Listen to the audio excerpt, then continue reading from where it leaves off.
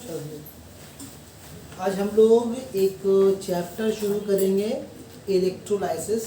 Chemistry का बहुत छोटा चैप्टर है, अगर ध्यान में सुनेंगे तो आज ही इंशाल्लाह ख़त्म हो जाएगा। हम चाहेंगे आज ही ख़त्म हो जाए, क्योंकि अगर बचेगा तो क्या बचेगा, 15-20 मिनट क्लास बचेगा, तो हमसे छोड़ेंगे नहीं, हम पूरा ख़त्म करके इसको दम दे देंगे, ठीक है। तो एकदम कॉन्सेप्चुअल चैप्टर है, और अगर आप समझे इसको आप बना नहीं पाए, पढ़ नहीं पाए, याद नहीं कर पाइएगा, तो समझ के पढ़ना होगा। और आप एग्ज़ाम में कम से कम 6 नंबर, 8 नंबर भी हो सकता है, कम से कम 6 नंबर, उससे कम नहीं, कम से कम 6 नंबर का क्वेश्चन आपका इस चैप्टर से एग्जाम में आएगा। अरे ये क्लास का बात है, कर लेते हैं हम लोग इसको आज। तो इलेक्ट्रोलाइसिस को स्टार्ट करने से पहले हम लोग कुछ बेसिक बात समझते हैं। जैसे कि हम लोग करंट चैप्टर में ये बात समझा है कि कंडक्टर ऑफ इलेक्ट्रिसिटी किसको बोलते हैं, किसको बोलते हैं कंडक्टर ऑफ इलेक्ट्रिसिटी। ऐसा चीज जिससे करंट इजीली पास कर सके, तो उनको क्या बोलते हैं, करंट मतलब इलेक्ट्रिक करंट, तो उन लोगों को क्या बोलते हैं, उन लोगों को बोलते हैं कंडक्टर ऑफ इलेक्ट्रिसिटी। उसमें कौन कौन शामिल है, आमतौर पर जितना भी मतलब मेटेलिक वायर है या जितना भी मेटल्स है, वो सारा का सारा क्या है, अच्छा गुड कंडक्टर। हमने देखा वो लोग ओम्स लॉ को भी मानता है। उसके अलावा कंडक्टर में और भी कुछ चीज़ें हैं, मतलब हम लोग तो कंडक्टर ऑफ इलेक्ट्रिसिटी में, हम लोग कंडक्टर ऑफ इलेक्ट्रिसिटी में कंडक्टर्स ऑफ इलेक्ट्रिसिटी, हम ये नहीं बोल रहे कि जो मेटल से वही कंडक्टर है, हम ये बोल रहे हैं कि जिससे आसानी से इलेक्ट्रिक करंट गुजर सके, वो क्या चीज़ है, वो एक तरह का कंडक्टर है। तो कंडक्टर में हम लोग जानते हैं कौन कौन है, कॉपर है, गोल्ड है, सिल्वर है, ये जो कुछ मेटल्स हैं, एल्युमिनियम है, इवन आयरन भी, ये सब क्या है, ये सब इलेक्ट्रिसिटी का कंडक्टर है। उनमें सबसे अच्छा कौन है, सिल्वर है। मुझे सिल्वर सबसे अच्छा कंडक्टर है, लेकिन हम लोग यूज़ किसको करते हैं, कॉपर को यूज़ करते हैं। तो जितने भी मेटल्स हैं, अगर हम शॉर्ट फॉर्म में अगर लिखें या आप समझ भी अगर रहे हैं, तो कौन कौन हम लोग का सिल्वर, एजी मतलब सिल्वर होता है, एयू गोल्ड है, कॉपर है, ठीक है, उसके अलावा एल्युमिनियम है। अब उसमें और भी ऐड कर सकते हैं, सारे मेटल्स हैं, आयरन वगैरह भी है। ये सब कैसा है, ये सब बिजली का गुड कंडक्टर है, बिजली का गुड कंडक्टर है। लेकिन इन सब के अलावा कुछ और भी चीज़ें हैं जो कि इलेक्ट्रिसिटी का गुड कंडक्टर है। कौन है, ग्रेफाइट है, ग्रेफाइट है, गैस कार्बन है। ये सब नॉर्मल सुने नहीं नाम इन लोगों का हम, लेकिन ये लोग भी क्या है, गुड कंडक्टर है। एसिड्स है, एसिड्स है, बेसिस है। एसिड और बेसिस क्या चीज़ है, एक तरह केमिकल कंपाउंड है। एसिड और बेसिस एक तरह का केमिकल कंपाउंड है, ये सब भी इलेक्ट्रिसिटी का गुड कंडक्टर है। उसके अलावा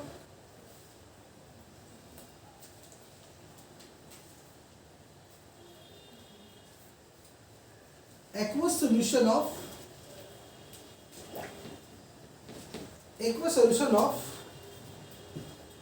salts, salts मतलब नमक, नहीं एसिड है, बेस है। एसिड बेस तो लिक्विड ही फॉर्म में होता है आमतौर पर, और जो सॉल्ट्स होता है वो आमतौर पर तो बोलता है सॉलिड फॉर्म में। अगर उसका एक्वस फॉर्म का मतलब होता है पानी मिलाया गोल्ड, जैसे कि नमक एक सॉलिड चीज़ है, उसको पानी में मिला दिया तो क्या बन गया, एक्वस सॉल्यूशन ऑफ नमक, सॉल्ट का। तो ये भी तुम्हारे क्या है, इलेक्ट्रिसिटी का गुड कंडक्टर है। उसके अलावा मोल्टेन आयोनिक सॉल्ट्स। अब याद कीजिए, हम लोग पढ़ रहे थे केमिकल बॉन्ड, हम लोग ये पढ़ा था, खासकर वो कोवैलेंट इलेक्ट्रोवैलेंट कंपाउंड के बारे में पढ़ रहे थे हम लोग। हम ये बताया था कि जितना भी इलेक्ट्रोवैलेंट कंपाउंड है वो मोल्टेन स्टेट में, पिघली हुई शक्ल में अच्छा इलेक्ट्रिसिटी कंडक्ट करता है, यानी कि वो गुड कंडक्टर ऑफ इलेक्ट्रिसिटी है।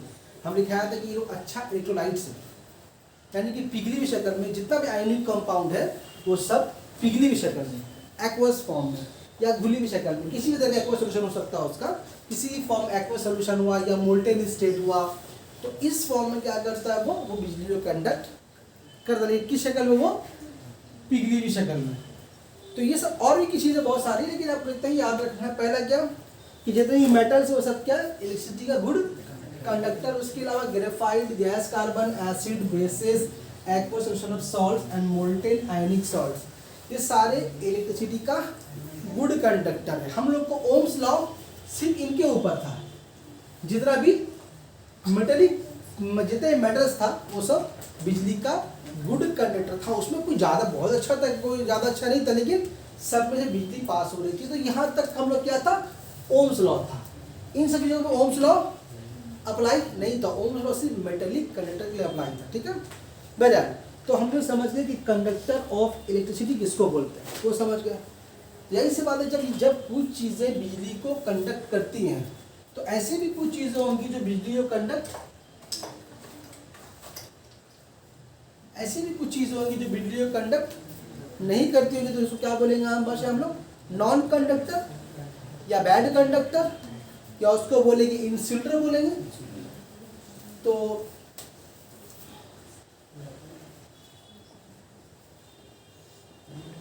नॉन कंडक्टर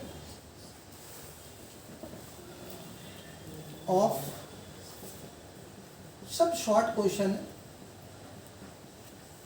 इलेक्ट्रिसिटी, अगर और बोले तो इंसुलेटर, या बोले तो इसका और नाम में क्या बोल सकते हैं, बैड कंडक्टर। मतलब ये वो चीज़ें हैं। अच्छा, यहाँ पर जो नाम नहीं लिखा है इसमें और भी बहुत सारा नाम शामिल हो सकता है। स्टील ने लिखा, लेकिन स्टील है गुड कंडक्टर, इंसानी बॉडी भी तो गुड कंडक्टर, लेकिन लिखा नहीं, लेकिन वो भी है, तो एक्सेट्रा में से चला गया, कितना ही लिखा है। तो अब अगर बात करें आपसे कि कौन कौन बिजली का बैड कंडक्टर है, जैसे बिजली का बैड कंडक्टर के बारे में बात आता है तो सबसे पहले नजर में कौन सा आता है जी, लकड़ी, वुड। तो वुड क्या चीज़ है, लकड़ी। लकड़ी बिजली का एक बैड कंडक्टर है, वो एक तरह का इंसुलेटर है। लेकिन ये इंसुलेटर होने के बावजूद भी हम लोग अपने बोर्ड्स वगैरह में, स्विच बोर्ड में लकड़ी इस्तेमाल नहीं करते हैं। तो क्या इस्तेमाल करते हैं, प्लास्टिक इस्तेमाल, इसको बोलते हैं एबोनाइट बोलते हैं। ये क्या चीज़ सारा किसका बना हुआ है, एबोनाइट का बना हुआ है, कचकड़ा जिसको बोलते हैं, यहाँ भाषा में प्लास्टिक का बोल सकते हैं, एबोनाइट बोलते हैं। उसके पीछे वजह ये है कि इन दोनों, अगर इसलिए हम सर्किट वगैरह में इसको इस्तेमाल नहीं, इसको इस्तेमाल करते इसलिए कि जब भी कभी चिंगारी वगैरह होता है तो ये आग जल्दी पकड़ लेता है, ये आग थोड़ा देर में पकड़ेगा, इसको बुझाना आसान होता है, लेकिन ये बहुत जल्दी जलना शुरू करेगा, बुझाना इसको बहुत मुश्किल है। मेरा वो सब ये बैड कंडक्टर। उसके अलावा क्या चीज़ है, ग्लास है, उसके अलावा रबर है,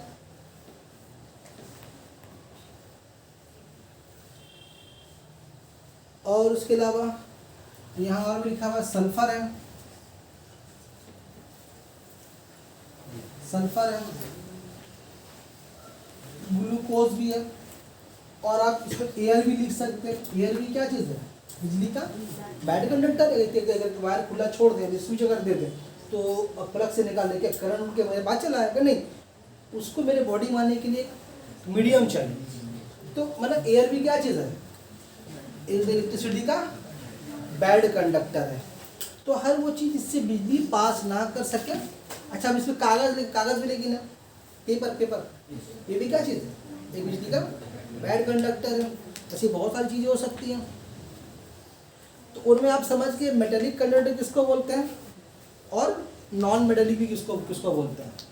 अब इसे यहाँ तो लिखा है कंडक्टर। अगर आपसे मैं पूछ ले मेटेलिक कंडक्टर का नाम बताओ, हम आराम से बोल सकते हैं। अगर इसी पूछ ले नॉन मेटेलिक कंडक्टर का नाम बताओ, तो भी आप बोल सकते हैं। ये सब क्या चीज़ है, ये जो यहाँ से यहाँ लिखा है, जो इतना लिख रहे हैं, ये क्या चीज़ है, ये सब नॉन मेटेलिक है। ये सब नॉन मेटेलिक है।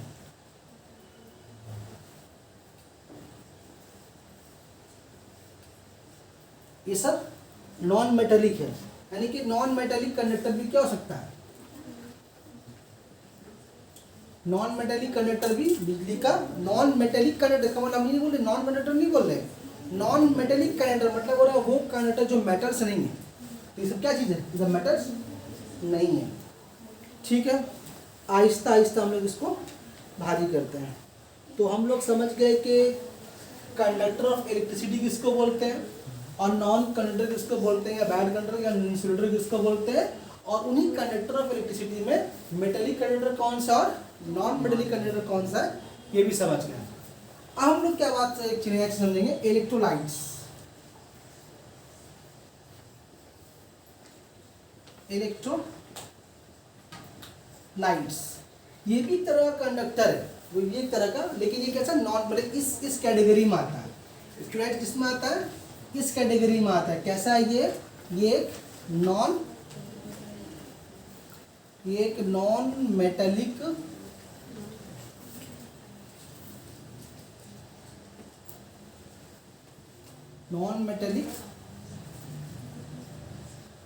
कंडक्टर ऑफ इलेक्ट्रिसिटी है। जितना हम बोर्ड में लिखेंगे आप उतना ही पढ़ के चले जाएंगे, तब सारा क्वेश्चन एग्जाम में देके चले आ पाएंगे। इलेक्ट्रिसिटी मतलब ये क्या चीज़ है, non metallic conductor of electricity है। क्या है आपकी, क्या शामिल इसमें, जितना भी आयोनिक कंपाउंड है, यहाँ लिखा भी है, जितना भी आयोनिक कंपाउंड है अपने मोल्टेन स्टेट में या एक्वस फॉर्म में, मोल्टेन मतलब खुद पिघल गया, या फिर अपने मोल्टेन स्टेट में, ये लोग बिजली को कंडक्ट करता है अपने अंदर। इसके अंदर बिजली इसके अंदर गुजर सकती है, जैसी बिजली गुजरती है इन सबके अंदर से। तो ये हम लोग देखा है कि आयोनिक कंपाउंड बनता है किससे, आयोन से मिलकर बनता है। एक होता है केटायन और एक होता है एनायन। जितना भी आयोनिक कंपाउंड है जब उसमें बिजली टच करती है उसको, तो अपने आयोन्स में ब्रेक होता है, फिर यही आयन क्या करते हैं, करंट के बहाव का जिम्मेदार बनते हैं। इसीलिए लोग पढ़ा था आयोनिक कंपाउंड का प्रॉपर्टीज में कि ये लोग मोल्टेन से बिजली को कंडक्ट करते, याद कीजिए ये पॉइंट लिखाया था, तो उसी वजह से लिखाया था। लेकिन उसके अलावा इसका मतलब ये नहीं कि सिर्फ आयोनिक कंपाउंड ही मतलब बिजली को कंडक्ट करते हैं अपने अंदर, ऐसा नहीं है। आयोनिक कंपाउंड तो करते ही, वो तो करेंगे, लेकिन उनके अलावा, और हमने यही पढ़ा था कि आयोनिक कंपाउंड अच्छा इलेक्ट्रोलाइट है, लेकिन कोवैलेंट कंपाउंड अच्छा इलेक्ट्रोलाइट नहीं है। लेकिन वहाँ बताया था कि कुछ एक्सेप्शन भी है, कुछ एसिड्स है। एसिड हालांकि क्या है, एसिड आमतौर पर कोवैलेंट कंपाउंड होते हैं। अगर याद करें एसिड्स को तो फॉर्मूला क्या एसिड का, H2SO4 होता है, या HCl होता है ना, या HNO3 होता है। अगर ध्यान से अगर देखें तो इनके जो H क्या है, नॉन मेटल है, सल्फर नॉन मेटल है, ऑक्सीजन नॉन मेटल है, हाइड्रोजन नॉन मेटल है, क्लोरीन नॉन मेटल है, hydrogen non metal, nitrogen non metal, oxygen, सब तो नॉन मेटल ही है। यानी ये सबका इलेक्ट्रोनेगेटिविटी के बिल्कुल डिफरेंस नहीं के बराबर है। यानी ये सारा ये सबका सब कोवैलेंट कंपाउंड है, लेकिन कोवैलेंट कंपाउंड होने के बावजूद भी एसिड जो है वो अच्छा इलेक्ट्रोलाइट्स है। इसका मतलब हर कोवैलेंट कंपाउंड इलेक्ट्रोलाइट नहीं होगा ऐसा नहीं है। उन कोवैलेंट कंपाउंड में कुछ एसिड्स हैं, जैसे सल्फ्यूरिक एसिड है, नाइट्रिक एसिड है, हाइड्रोक्लोरिक एसिड है, ये कोवैलेंट कंपाउंड होने के बावजूद भी क्या है, अच्छा इलेक्ट्रोलाइट्स हैं। तो यहाँ पर इलेक्ट्रोलाइट्स में आयोनिक कंपाउंड तो आते ही आता है, वो तो होगा ही होगा। उसके बाद साथ यहाँ कौन कौन होगा, और जितने भी एसिड्स हैं वो सब अच्छे इलेक्ट्रोलाइट्स हैं। तो अगर हम कुछ का तो एग्जाम्पल आप कर ही दे रहे हैं, फिर यहाँ पर हम तो कौन कौन शामिल इसमें आपका, H2SO4, HCl मतलब हाइड्रोक्लोरिक एसिड, HNO3 मतलब नाइट्रिक एसिड है। हालांकि सब कौन है, सब कोवैलेंट कंपाउंड है। उसके अलावा कास्टिक सोडा, कुछ उसका नाम लिख रहे हम,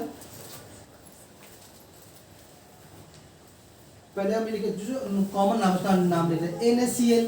अब NaCl क्या चीज है, तो नमक का फॉर्मूला है ना, लेकिन ये इलेक्ट्रोलाइट सॉलिड फॉर्म में नहीं है। किस फॉर्म में लिखा है यहाँ पर, एक्वस फॉर्म में। नमक तो पिघलता बहुत कम है, तो हम क्या बोलेंगे उसको, एक्वस फॉर्म में। यहाँ बगल में लिख दे रहे हम,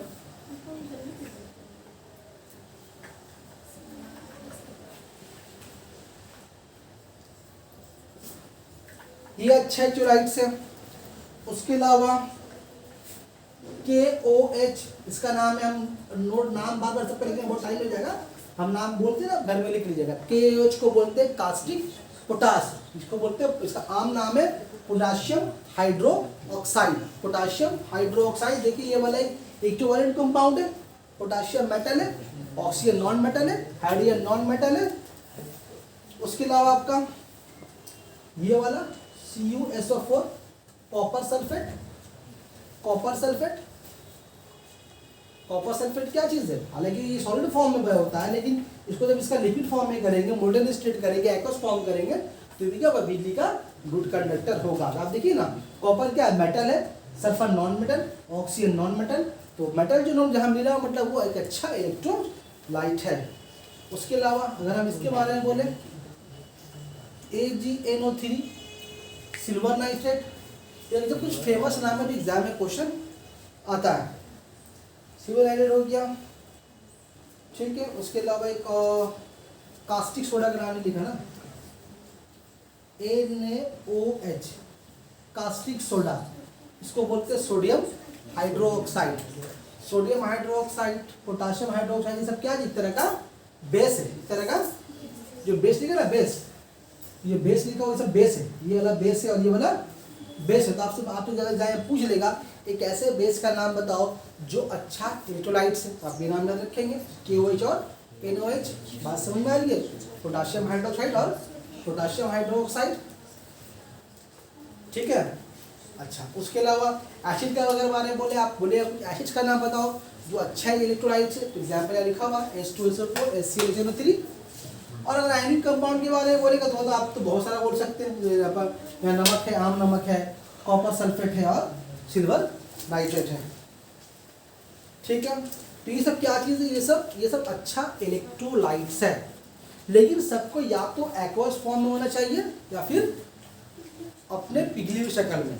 सॉलिड फॉर्म में ये लोग बिजली कंडक्ट नहीं करता। ये लोग बिजली कंडक्ट क्यों कर पाते हैं, ये लोग बिजली कंडक्ट इसलिए कर पाते हैं कि ये अपने आयोन्स में ब्रेक हो जाते हैं।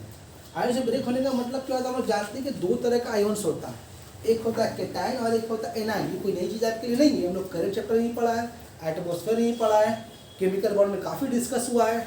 उसके अलावा हम लोगों का क्या बोलते हैं, उसका पीरियड टेबल में डिस्कस किया हम लोग। तो दो तरह का आयोन्स होता है, आयोन्स बोलते हैं किसको है, हम लोग पढ़ा है कि इलेक्ट्रिकली चार्ज पार्टिकल को। कैसे इलेक्ट्रिकली पार्टिकल को चार्ज होता है, या तो इलेक्ट्रॉन को ले ले, इलेक्ट्रॉन को दे दे। अगर कोई इलेक्ट्रॉन को किसी को दे देता है तो उसके ऊपर चार्ज आता है पॉजिटिव, यानी इलेक्ट्रॉन को खोकर बनता है पॉजिटिव, यानी केटायन बोलते हैं। क्या बोलते हैं उसका, तो इलेक्ट्रिकली पॉजिटिव चार्ज क्या बोलते हैं हम लोग, सब लिखाना होगा, टाइम बर्बाद होगा, सब तो बोला हुआ सब चीज़, सारा चीज़। तो मतलब इलेक्ट्रॉन को लॉस करने का मतलब क्या आ रहा है, उस एटम के ऊपर इलेक्ट्रिकली चार्ज क्या आएगा, पॉजिटिवली चार्ज पार्ट हो जाएगा वो। तो जो पॉजिटिव चार्ज है वो क्या कहलाता है, वो केटायन कहलाता है। और ठीक उसका क्या होता है, जो इलेक्ट्रॉन गेन करता है। जब कोई लॉस करने वाला तो कोई गेन करने वाला भी होता है, तभी तो आयनिक कंपाउंड बनता है। तो इलेक्ट्रॉन को जो गेन करता है वो क्या बनाएगा, एनायन बनाएगा। उसका मतलब गेन करने का मतलब क्या होता है, उसके ऊपर एक नेगेटिव चार्ज चला आता है। बस ये दो तरह का चार्ज है, एक पॉजिटिव चार्ज और नेगेटिव चार्ज। पॉजिटिव चार्ज को बोलते हैं केटायन और नेगेटिव चार्ज को बोलते हैं एनायन। ये जो केटायन एनायन जो बनते हैं, कहाँ बनते हैं, उस सॉल्यूशन में, उस सॉल्यूशन में जो बनते हैं, यही बिजली गुजारने का जिम्मेदार होते हैं। बिजली गुजारने का यही जिम्मेदार होते हैं। इसी आयोन्स की मदद से इसमें जो है किसी भी सॉल्यूशन में इलेक्ट्रिक करंट आसानी से फ्लो होता है। तो एग्जाम में क्वेश्चन आता है कि जो इलेक्ट्रोलाइटिक सॉल्यूशन में बिजली जो इलेक्ट्रिक करंट जो गुजरती है या पास करती है, वो कैसे, कौन उसका जिम्मेदार है, जिम्मेदार कौन है, आयोन्स। यानी आयोन्स के ऊपर सवार होकर के तुम्हारा करंट फ्लो होता है, ठीक है। अच्छा, नॉन इलेक्ट्रोलाइट, तो इलेक्ट्रोलाइट लिखा दिया। अब इसके उल्टा आता है नॉन इलेक्ट्रोलाइट्स। तो किसको बोलेंगे, नॉन इलेक्ट्रोलाइट्स। ठीक उसी का उल्टा होगा इलेक्ट्रोलाइट्स। इसके बारे में क्या बताया अभी आपको, कि वो कंपाउंड जो अपने आयोन से ब्रेक हो जाए। आयोन से अगर ब्रेक हो रहा है अपने मोल्टेन स्टेट में या फिर एक्वस सॉल्यूशन में, तो क्या कहलाएगा, इलेक्ट्रोलाइट्स कहलाएगा। लेकिन अगर वो अब लिक्विड फॉर्म में या एक्वस फॉर्म में, किसी फॉर्म में वो आयोन्स में ब्रेक नहीं हो सकता, अगर वो आयोन से ब्रेक नहीं हो सकता तो वो इलेक्ट्रोलाइट्स नहीं है। इलेक्ट्रोलाइट्स कैसा है, किसको बोलते हैं, जो बिजली को कंडक्ट करवाता है। हालांकि वो नॉन मेटेलिक है लेकिन वो बिजली को कंडक्ट करवाता है, किसकी वजह से, आयोन्स की मदद से। लेकिन कुछ ऐसे भी कंपाउंड से वो आयोन से कभी ब्रेक नहीं होते। अच्छा, यहाँ पर एक चीज़ और हम ऐड कर दें जो फेमस एग्जाम्पल है बहुत, एसिडिफाइड वाटर। एसिडिफाइड वाटर इसमें ऐड कर दे रहे हैं, बता रहे क्यों। पानी आमतौर जो प्योर पानी होता है वो आमतौर पर होता है नॉन इलेक्ट्रोलाइट्स, लेकिन अगर उसमें थोड़ा एसिड मिला देगा जरा सा तो क्या हो जाता है, एक अच्छा एक इलेक्ट्रोलाइट होता है, अपने आयोन से ब्रेक हो जाता है। तो एसिडिफाइड वाटर एक अच्छा इलेक्ट्रोलाइट है। लेकिन वहीं अगर बात करें प्योर वाटर के बारे में, जो प्योर वाटर है ये क्या चीज़ है, ये नॉन इलेक्ट्रोलाइट्स है। जो साफ पानी भी, प्योर पानी होगा वो कभी भी अपने आयोन से ब्रेक नहीं होगा। और कौन कौन शामिल इसमें, शुगर सोल्यूशन, शुगर का सोल्यूशन। हम लोग देखा कि हम लोग कि चीनी है, नमक का सोल्यूशन क्या है, एक अच्छा इलेक्ट्रोलाइट है, लेकिन शुगर का सोल्यूशन अच्छा इलेक्ट्रोलाइट नहीं है। वो क्यों नहीं, क्योंकि शुगर जो है एक कोवैलेंट कंपाउंड है और पिघले हुए शक्ल में, हालांकि कोवैलेंट कंपाउंड एसिड फ्री है लेकिन आयन से ब्रेक नहीं करता। लेकिन शुगर भी, सॉरी, वो आयन से ब्रेक होता है लेकिन शुगर आयन से ब्रेक नहीं होता। शुगर का सोल्यूशन एक तुम्हारा बैड इलेक्ट्रोलाइट्स यानी कि नॉन इलेक्ट्रोलाइट्स। उसके अलावा अल्कोहल, अब अल्कोहल किसी फॉर्म का, परफ्यूम के फॉर्म का हो या फिर सिरके के फॉर्म में हो या फिर वाला फॉर्म में हो, किसी फॉर्म में हो, लेकिन अल्कोहल जो है वो कितना लड़की लोग खुशी बात सुन करके शादी के हमारे भी आज चाहते चलता रहा ऐसे। चलो ठीक है, नहीं अरे लेडीज़ों के लिए मालूम है हमको, ठीक है। जब लेडीज घर में शादी जगह रात में होता है तो सब जिस लोग अपना काम में लगा तो लेडीज लोग एकदम जरूर मारती है सब। मारने के बाद मटका उटका लेकर रात में निकलती पानी खोजने के लिए। हाँ, कल पानी के लिए पानी घूम रही है तो तालाब जा रही है, रास्ता डाउन रात देखा थे लोग रास्ते में लोग सब दो तीन घूम मारने के बाद सब रात में निकलती मटका लेकर पानी खोज रही। और कभी पानी पर पानी नहीं है ना, ये भी मतलब पानी नहीं है तो घर से पानी मंगाती है, कल पानी में डालती है, फिर पानी निकलता है। सब आदमी सब कौन करता है, जो नशा में रहता है चल। अरे होता है भाई साहब रात का टाइम, तुम लोग शादी ऐसा नहीं हुआ ना, होगा तो देखना रात में सब निकलती लेडीज में जो रुक मारे करती। हाँ होता है सब जगह देखो। हाँ बोलिए, हम भी कहते थे आज मालूम है इसको। देखो अल्कोहल हो गया, उसके अलावा केरोसिन,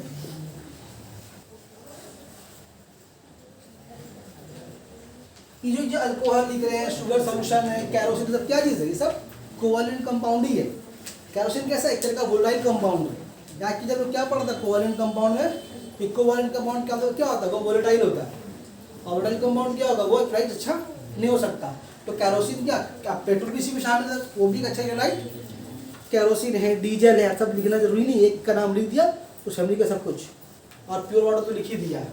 उसके अलावा इसमें एक थी और क्या बोल रहा है, स्टार्च। स्टार्च शुगर का एक फॉर्म है, फिर भी लिख दे रहे हम,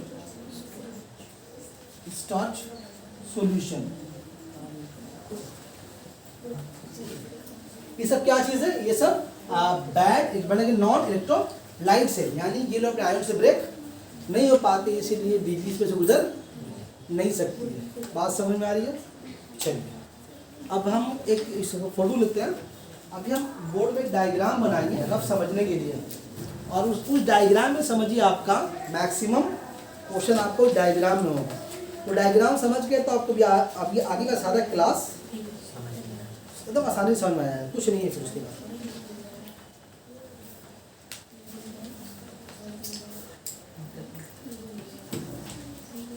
अच्छा और एक बात समझिए, इलेक्ट्रिक करंट तो आमतौर पर मेटेलिक कंडक्टर से भी गुजर रहा है, और यहाँ पर जो नॉन मेटेलिक कंडक्टर यानी कि जो इलेक्ट्रोलाइट्स है इनसे भी बिजली गुजर रहा है। लेकिन इनमें दो फर्क होता है। जो हमारे मेटेलिक वायर में जो इलेक्ट्रिक कंडक्टर जो फ्लो होता है इसमें क्या होता है, जब करंट फ्लो करता है तो इस वायर के मेटेलिक प्रॉपर्टी में कोई केमिकल चेंज नहीं आता। चलिए एक तार लगा दिया आदमी, सालों साल चलता है, कोई केमिकल चेंज उसमें सर कोई उस वायर में किसी तरह का केमिकल रिएक्शन नहीं होता। लेकिन किसी इलेक्ट्रोलाइट्स में अगर इलेक्ट्रिक करंट गुजर रहा है तो सोल्यूशन में केमिकल रिएक्शन होता है। उसी केमिकल रिएक्शन के बिना वजह तो क्या पैदा होता है, वो आयोन्स पैदा होते हैं, यानी वो जो कंपाउंड होते हैं अपने आयोन्स में, जैसे नमक था NaCl किस पे टूट जा रहा है, चलिए जाइए, कोई बात तो नहीं, बैठ के क्या है टाइम बर्बाद कर रहे हैं आप लोग, अच्छा रहेगा, चलिए आइए। जब क्या बोले पूछ लेंगे, अभी क्या बोला बोल नहीं पाइएगा, नहीं सुने तो क्या फायदा है। आखिरी महीना बचा हुआ है, अब उसमें भी अच्छे से पढ़ लो। तो NaCl क्या बोलेगा,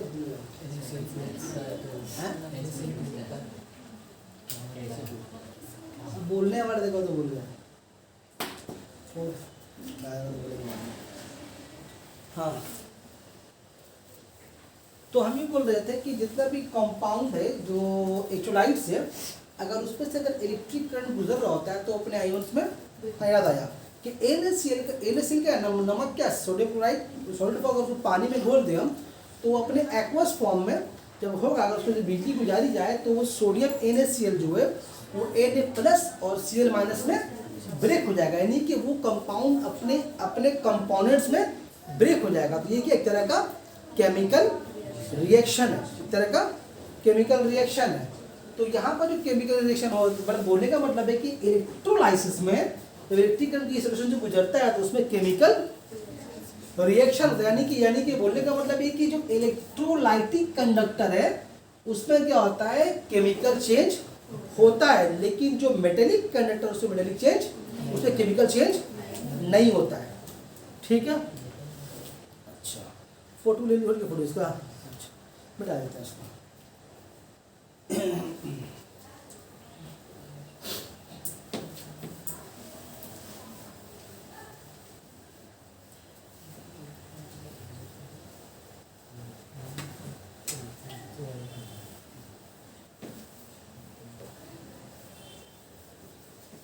कुछ 3 इंपॉर्टेंट शॉर्ट पोर्शन पहले हम साइड में लिख दे।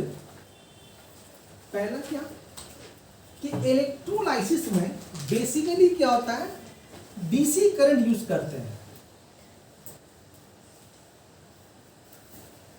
DC current is used during electro, बहुत फेमस शॉर्ट क्वेश्चन है, कहीं भी घुस के आ सकता है। मतलब डीसी करंट यूज करते हैं किसमें, इलेक्ट्रोलाइसिस के दौरान हम लोग डीसी करंट यूज करते हैं। उसके अलावा और एक बात क्या चीज है कि इसमें इलेक्ट्रिकल एनर्जी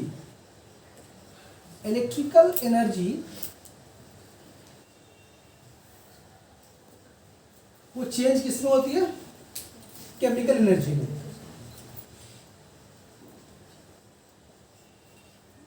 केमिकल एनर्जी में कन्वर्ट होती है।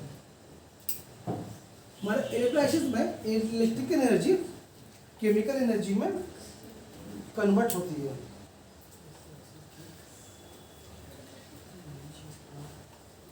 और एक इंपॉर्टेंट बात किया, हम लोग ओम्स लॉ में पढ़ा था कि टेम्परेचर के बढ़ने से क्या हो रहा था, किसी वायर में जो कंडक्टर का जो कंडक्टिविटी है वो बढ़ रहा था या घट रहा था, याद कीजिए घट रहा था, क्योंकि हमने पढ़ा था कि टेम्परेचर के बढ़ने से रेजिस्टेंस में इजाफा होता है। रेजिस्टेंस बढ़ने का मतलब है कि करंट का कंडक्टिविटी कम होगा, यानी कि अगर हम 20 से अगर रेजिस्टेंस को हटा दें तो मतलब ये समझ में आएगी बात कि टेम्परेचर के बढ़ने से करंट का कंडक्टिविटी कम होगा।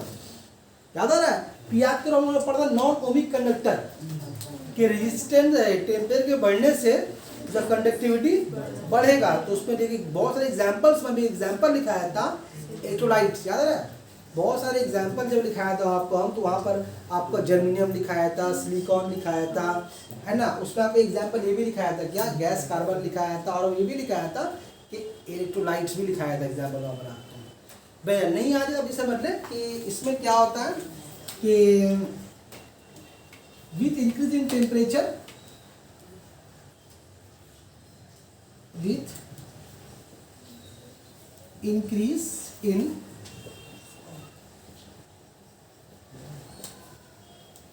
टेम्परेचर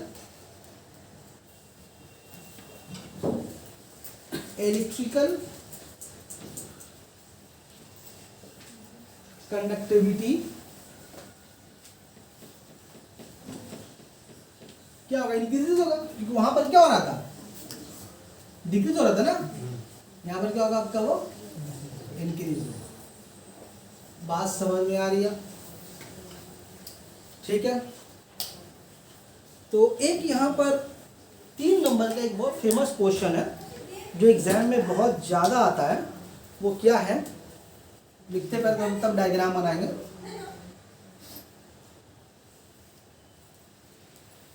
डिफरेंस, अगर आप पेपर वगैरह देखे होंगे तो आपको क्वेश्चन मिला होगा। Difference between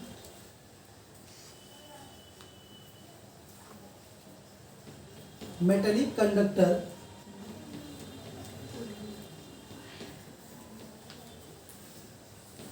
and electrolytic conductor.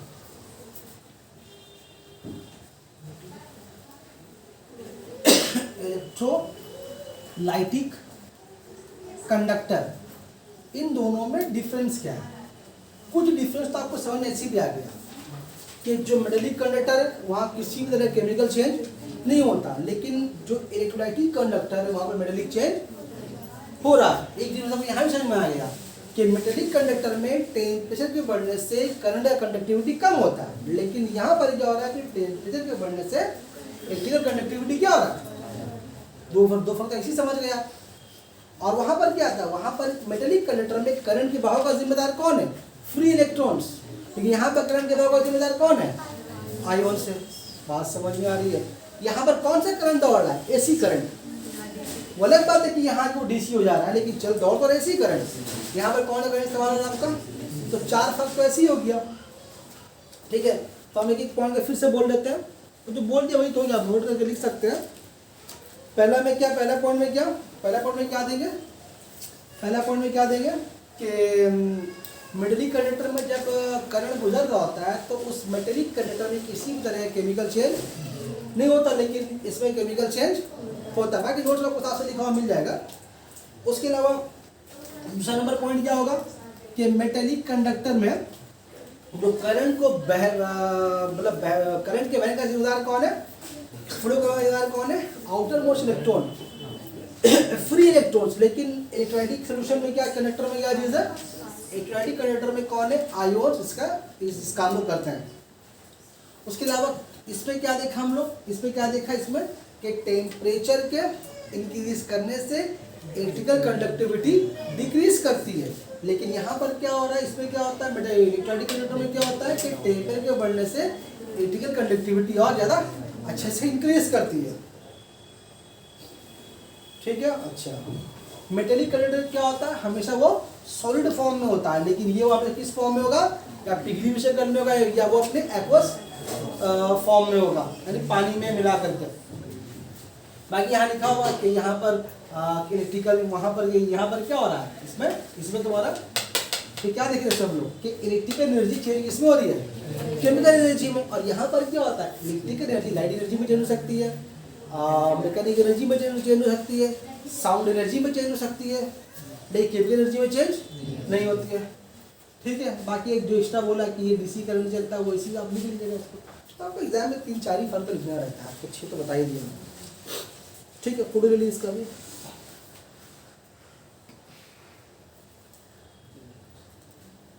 भैया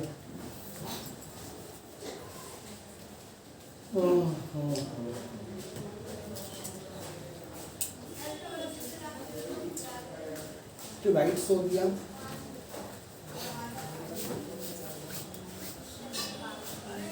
और पहले बहुत ही अच्छा रहता है। आयोनाइजेशन किसको बोलते हैं, आयोनाइजेशन, या इसका एक और भी नाम है आयोनिक डिसोसिएशन। आयोनिक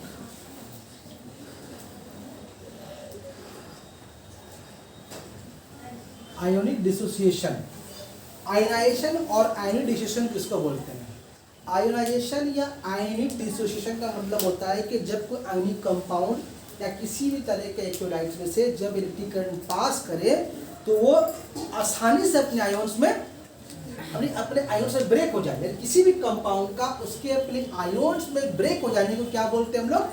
उसको बोलते हैं आयोनाइजेशन या उसको आयोनिक डिसोसिएशन भी बोलते हैं। मिसाल के तौर पर NaCl, ठीक है, अगर आप इसको पानी में डाल दें और बिजली पास कराएं तो ये क्या होगा? अपने आयोन्स में Na+Cl- से ब्रेक हो जाएगा। या अगर हम बात करें पोटाशियम क्लोरेट के बारे में बात करें तो ये वाला K+ और Cl- से ब्रेक हो जाएगा। या हम बात करें वाटर के बारे में बात करें, कौन से वाटर के बारे में बात हो रही है? कौन से वाटर के बारे में बात हो रही है? एसिडिफाइड वाटर के बारे में बात हो रही है। प्योर वाटर तो आयन से ब्रेक नहीं होगा, तो किस पे टूटेगा? H+ और OH-। ये कुछ एग्जाम्पल्स लिखा आपको हम किसका? Ionic dissociation. जब एग्जाम में क्वेश्चन आए तो आप डेफिनेशन लिखने के बाद क्या कीजिएगा? एग्जाम्पल दीजिएगा तो आपका अच्छा आंसर हो जाएगा। इसको बोलते हैं आयोनिक डिसोसिएशन। फिर यहीं से एक बात आती है, वीक इलेक्ट्रोलाइट किसको बोलते हैं? वीक इलेक्ट्रोलाइट्स किसको बोलते हैं? यानी वो इलेक्ट्रोलाइट्स जो आयोन्स तो पैदा कर रहे हैं, ब्रेक होने पे जब उसके सोल्यूशन में हम लोग बिजली गुजार रहे हैं तो आयोन से ब्रेक तो हो रहे, लेकिन आयोन्स के पैदा होने की मिकदार बहुत कम, ज़्यादा आयोन्स पैदा नहीं हो रहे हैं। तो ऐसे सोल्यूशन को क्या बोलते हैं हम लोग? ऐसे को बोलते हैं हम लोग वीक इलेक्ट्रोलाइट्स। में कौन कौन एग्जाम्पल शामिल आपका है? एग्जाम्पल है acetic acid. Acetic acid formula है CH3COOH। Acetic acid. फिर एक आपका है अमोनियम हाइड्रोक्साइड।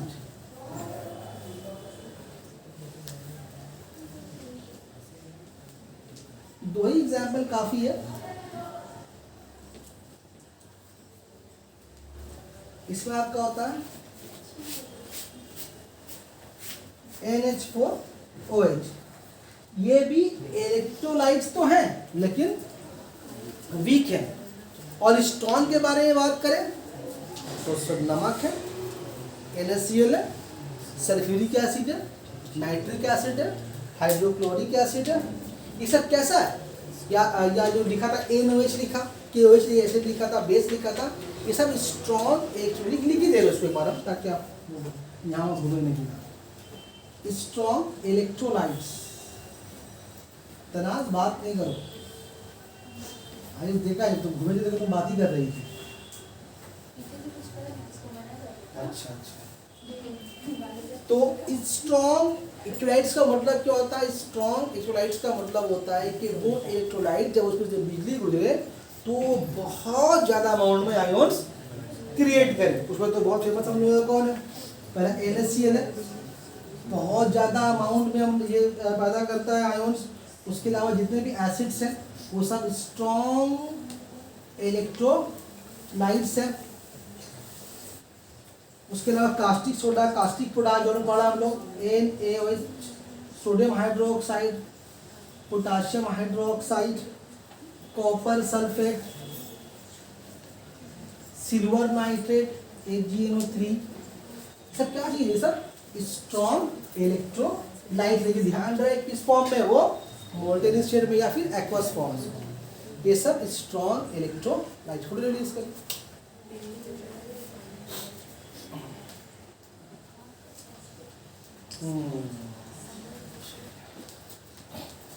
पॉज की जाओगे सर तो लाल पेन।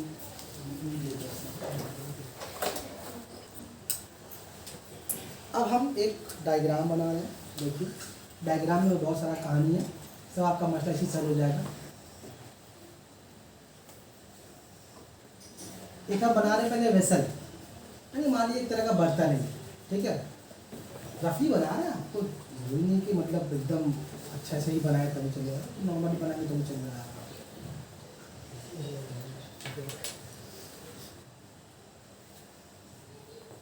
समझ लीजिए एक तरह का सिलेंड्रिकल बर्तन है, ठीक है, और हमको इसी बर्तन में करवाना है क्या, इलेक्ट्रोलाइटिक जो रिएक्शन है, यानी कि जो इलेक्ट्रोलाइसिस है वो हमको इसी बर्तन में करवाना है। तो जिस बर्तन में इलेक्ट्रोलाइसिस का रिएक्शन कराया जाता है उसको बोलते हैं वोल्टामीटर बोलते हैं।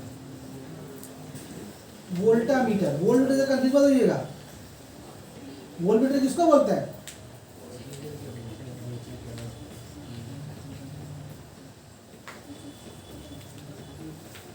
वोल्टामीटर, यानी जिस बर्तन में, जिस वेसल में आप वो रिएक्शन कैरी आउट करवा रहे हैं क्या कहलाता है आपका, वो वोल्टामीटर कहलाता है। और एक है था हम लोग वोल्ट मीटर, वो क्या चीज़ है कि तो वो वोल्टेज को नापने का एक इंस्ट्रूमेंट है।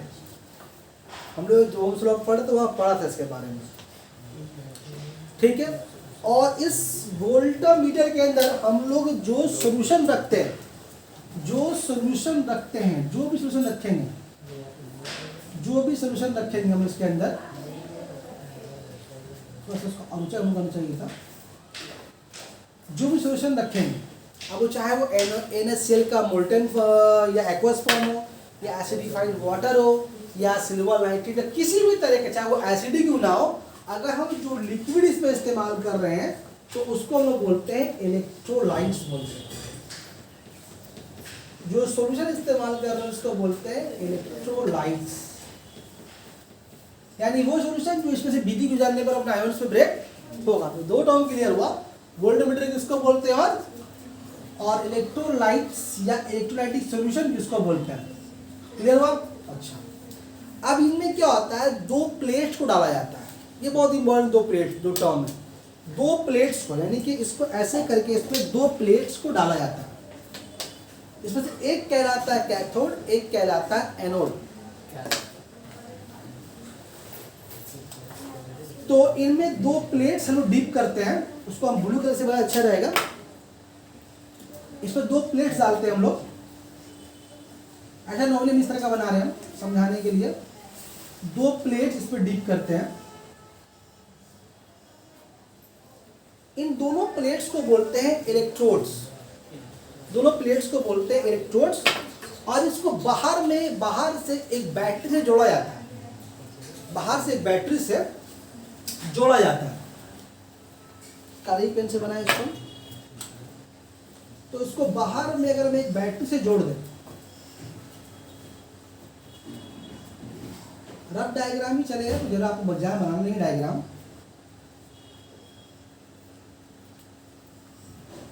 ये बैटरी का पॉजिटिव पोल, ये बैटरी का नेगेटिव पोल, और ऐसे यहाँ पर हम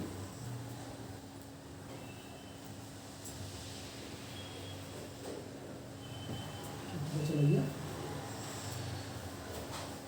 और यहाँ पर एक हम बल्ब लगा रहे हैं। बल्ब पीछे लगा रहे हैं बोलो तो ये समझने के लिए कि यहाँ पर जब ये बल्ब ग्लो करेगा तो मतलब बिजली करंट फ्लो हो रही है। यहाँ पर एक बैटरी दिया, अब देखिए बैटरी में एक होता है पॉजिटिव और एक होता है नेगेटिव। जो बैटरी में जो पॉजिटिव नेगेटिव असल में क्या हो, दोनों एक तरह का इलेक्ट्रोड्स है। अब जो बैटरी के पॉजिटिव पोल से, देखिए अब ध्यान से देखिए, दो तरह के इलेक्ट्रोड से इसको बैटरी के नेगेटिव पोल पर जोड़ा है, और जोड़ा बैटरी क्या पॉजिटिव पोल से। तो जिस इलेक्ट्रोड्स को, या हम क्या बोलते हैं, दो प्लेट्स, दोनों को क्या बोलते हैं, इलेक्ट्रोड्स बोलते हैं। उन इलेक्ट्रोड्स में एक कैथोड है और एक एनोड है। तो बैटरी के पॉजिटिव पोल से जिसको जोड़ते हैं उसको लोग बोलते हैं एनोड। बैटरी के पॉजिटिव पोल से जिसको जोड़ते हैं उसको बोलते हैं एनोड बोलते हैं, ठीक है। और बैटरी के नेगेटिव पोल इसको जोड़ेंगे उसको बोलते हैं हम लोग कैथोड।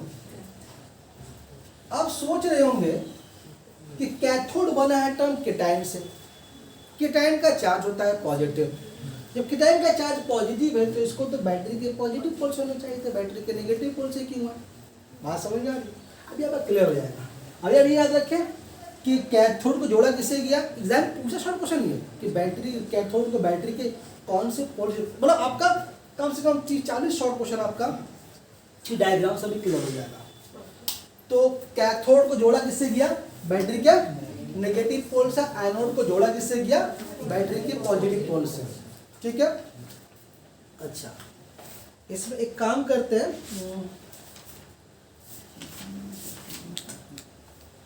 हम एक स्विच भी लगा देते हैं। मान लीजिए हम एक यहाँ स्विच लगा दे रहे हैं, आप यहाँ पर स्विच को यहाँ का मैथ करंट के भाषा में आप की बोलते हैं, सपोज कीजिए एक स्विच है, सपोज कीजिए एक स्विच है, जैसे हम इसको यहाँ इस पर लगा देंगे करंट का बहाव चालू हो जाएगा। अभी क्या स्विच अभी ऑफ है, यानी की को अभी हम स्विच ऑफ मतलब की ऑन है, की को हम खोल दिया, तो की को ऑफ करेंगे यानी स्विच को हम, की और स्विच ये दो अपोजिट टर्म है। की ऑन का मतलब स्विच ऑफ, स्विच ऑन का मतलब की ऑन। ठीक है, पहले आप उसे मत समझिए उतना, आज समझिएगा इसको हम अगर स्विच को गिरा दे नीचे तो करंट का भाव, अब यहाँ पर बीच में डिसरप्शन है, बीच में कट किया हुआ, इससे करंट फ्लो नहीं हो रहा, क्योंकि जानते हैं कंडक्टर में कहीं अगर कट किया हुआ रहेगा तो करंट फ्लो वहाँ से नहीं होता है।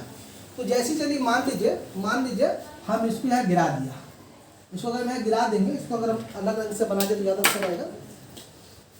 अगर हम इसको गिरा दिया ऐसे तो क्या, स्विच को ऑन कर दिया, स्विच को ऑन कर दिया, अब यहाँ पर करंट का बहाव शुरू हो जाएगा। जब ये करंट का बहाव शुरू होगा, अच्छा एक बात और इम्पोर्टेंट बात, थोड़ा पॉज हो,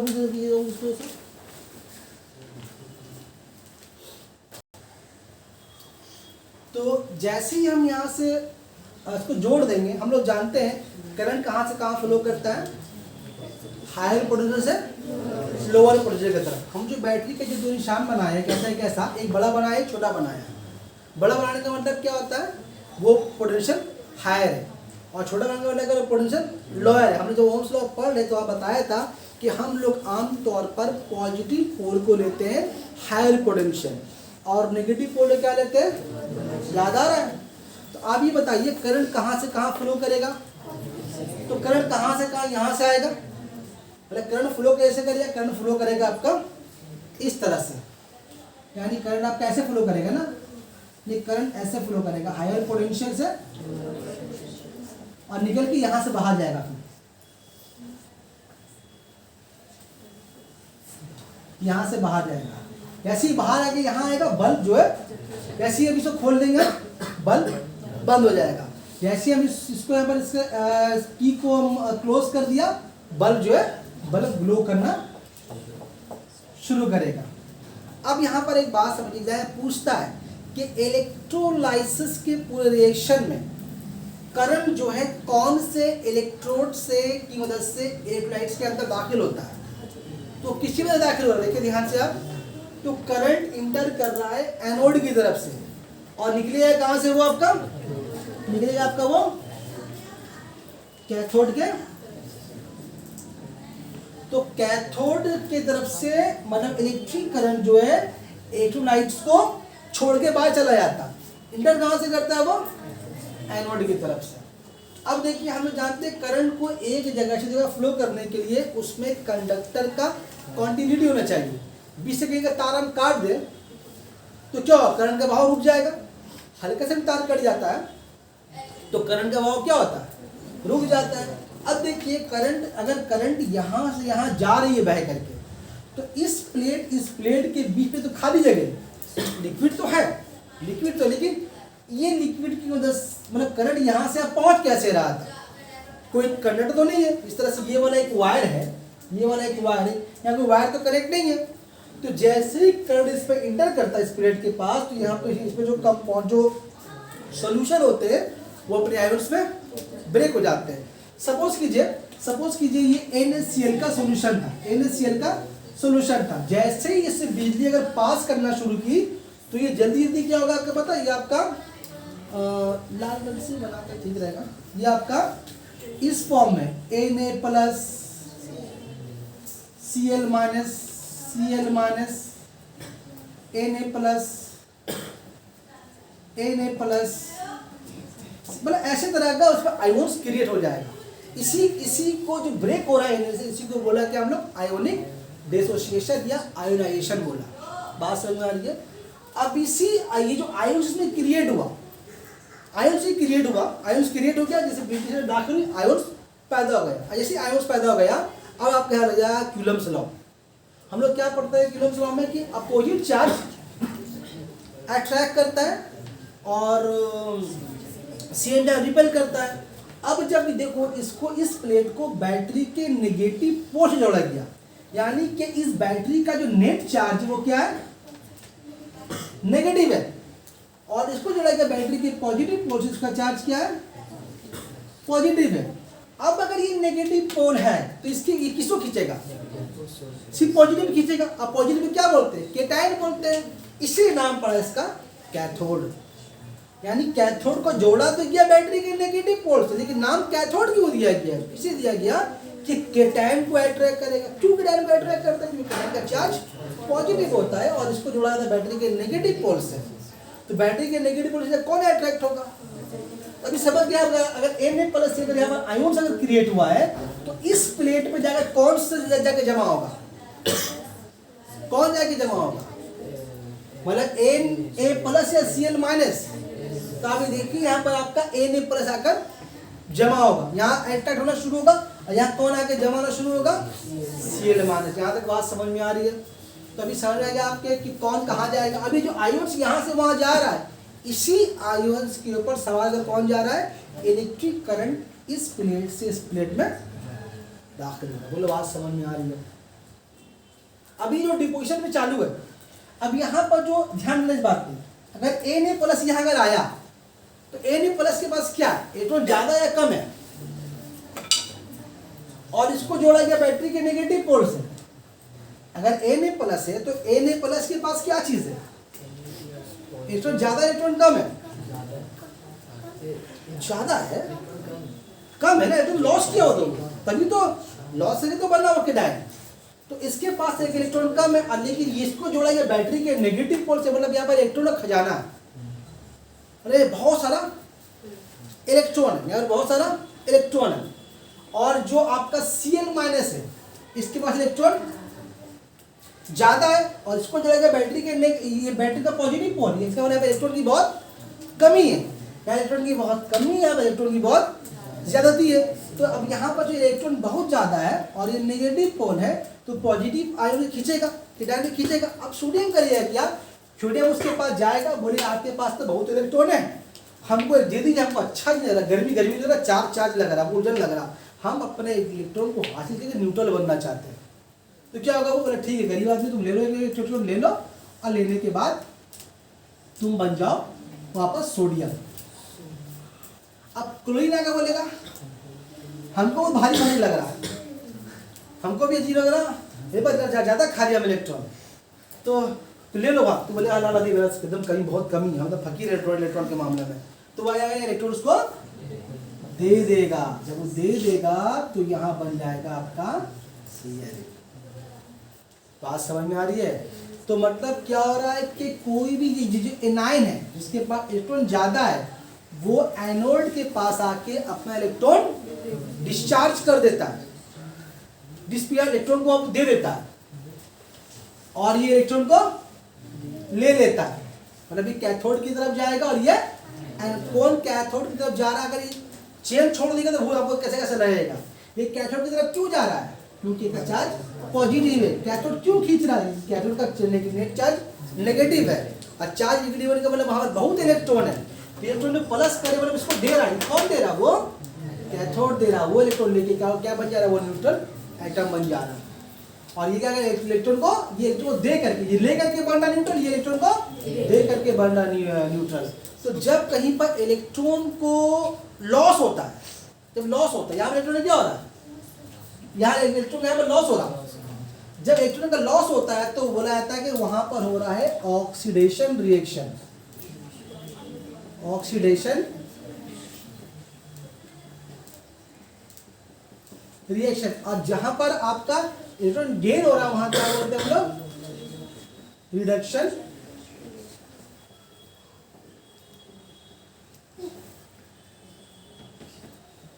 बोलो बात समझ में आ रही है?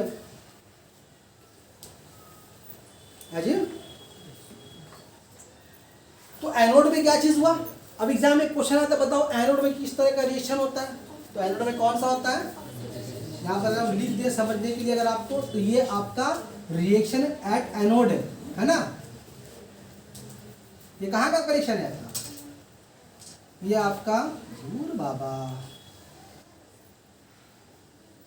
रिएक्शन एट एनोड है ना? और ये वाला क्या आपका? रिएक्शन ऑफ कैथोड है। तो कैथोड पे जो रिएक्शन हो रहा है क्या उसको बोलते हैं हम लोग? रिडक्शन रिएक्शन बोलते हैं। और यहाँ पर क्या बोलते हैं उसको? ऑक्सीडेशन रिएक्शन बोलते हैं। यानी कि इलेक्ट्रोलाइसिस के दौरान दो तरह का रिएक्शन होता है, उसको बोलते हैं ऑक्सीडेशन रिएक्शन और इनको बोलते हैं रिडक्शन रिएक्शन। जब किसी रिएक्शन में ऑक्सीडेशन भी हो और रिडक्शन भी हो तो उसको बोलते हैं रेडॉक्स रिएक्शन। Redox reaction. तो पूछता है एग्जाम में कि इलेक्ट्रोलाइसिस को हम लोग रेडॉक्स रिएक्शन बोलते हैं, एक्सप्लेन व्हाई। इस आप एक्सप्लेन कर पाएंगे आसानी से? एग्जाम्पल देके बता देंगे। चाय पीते रहे। बोले बात समझ में आई? देखिए यहाँ पर से कितना क्वेश्चन आपका हो गया। अब हम लोग ना आगे जो जितना भी कुछ पढ़ेंगे ना, सब इसी के ऊपर बेस रहेगा। तो हम सब बार बार लिखाएंगे नहीं, हम जो पॉइंट पॉइंट होता है वही लिखेंगे जो एग्जाम में आता है, ठीक है? लेकिन सबका फंडा इसी तरह से है कि कैथोड में क्या होता है, एनोड में क्या सिर्फ होता है क्या हो ना आपका, सिर्फ आपका जो ये सोल्यूशन है इलेक्ट्रोलाइट्स वो चेंज होगा और आपका प्लेट्स चेंज होगा। जैसे यहाँ पर हम कोई भी नॉर्मल प्लेट यूज़ कर लिया, हम तो बताया भी नहीं, कभी एक ग्रेफाइट का रॉड होता है, कभी कॉपर का रॉड होता है, कभी एक कॉपर एक ग्रेफाइट होता है। तो प्लेट्स कुछ कभी कोई सिलेंड्रिकल शेप का होता है, कभी कोई प्लेट शेप का होता है। तो ये प्लेट जो ये चेंज होता रहता है, लेकिन इसका मतलब ये नहीं कि बैटरी का पोल चेंज करेंगे। इसीलिए प्लेट किसका बना हुआ है? अरे मान लेते हम दोनों कॉपर का इस्तेमाल कर मान लेते हैं, तो कभी दोनों ग्रेफाइट का रहेगा, तो बस यही चेंज होगा। आपका इलेक्ट्रोलाइट्स जो लिक्विड इस्तेमाल कर रहे हैं वो चेंज होगा, आपका प्लेट चेंज होगा। जाहिर सी बात है जब आपका इलेक्ट्रोलाइट्स चेंज होगा तो आपका ये वाला रिएक्शन भी। अभी तो सोडियम क्लोराइड यूज करते हैं, ऐसा रिएक्शन हुआ। जब कोई और कंपाउंड यूज करेंगे तो कुछ और तरह का यहाँ होगा। लेकिन लेकिन लेकिन रिएक्शन जो होगा कैथोड रिएक्शन वही होगा कि इलेक्ट्रॉन को वो गेन करेगा। कौन? ये गेन करेगा और ये वाला इलेक्ट्रॉन को ये इलेक्ट्रॉन को लॉस करेगा, होगा यही। अब चूंकि यहाँ पर सोडियम प्लस था, सोडियम में कैटायन था तो उसे इलेक्ट्रॉन को यहाँ पर गेन किया। क्लोरीन का एनायन था तो उसे इलेक्ट्रॉन को यहाँ पर लॉस किया। यहाँ इलेक्ट्रॉन को इसने गेन किया, इलेक्ट्रॉन को यहाँ पर इसने लॉस किया। तो अब यहीं पर कंपाउंड अलग अलग हो जाएगा लेकिन होगा वही। यानी कहने का मेरा मतलब है कैथोड पे जो रिएक्शन होगा हमेशा वो इलेक्ट्रॉन को वो जाके हासिल करेगा और एनोड के हमेशा इलेक्ट्रॉन को जाके इलेक्ट्रॉन लॉस कर दे देगा। लॉस कौन कर रहा है?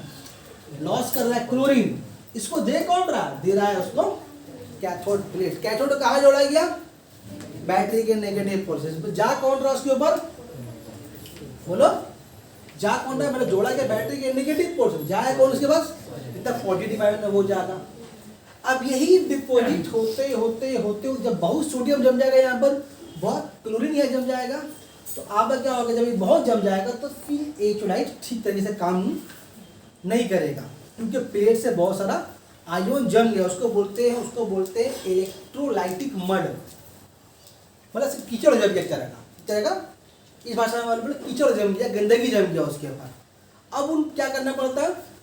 इस प्लेट को साफ करना पड़ेगा या कुछ ऐसा प्रोसेस करना पड़ेगा जिसकी वजह से प्लेट फिर से साफ हो जाए। जब ये सारे आयोन्स यहाँ जाकर जमा हो जाते हैं, जब जमा हो गया आपका, तो आप ये समझिए कि आपका कि फिर बिजली पास होने में आपकी तकलीफ होगी। बात समझ में आ रही है?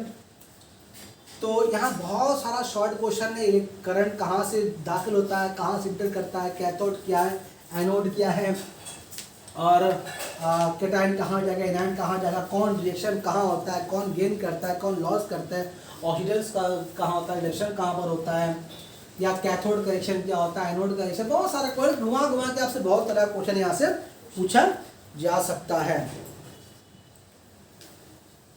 अच्छा, उसके अलावा यहाँ पर आपको क्या खाली पॉइंट बात बोलना, हमको एक बोलना आपको इलेक्ट्रोकेमिकल सीरीज समझाना है।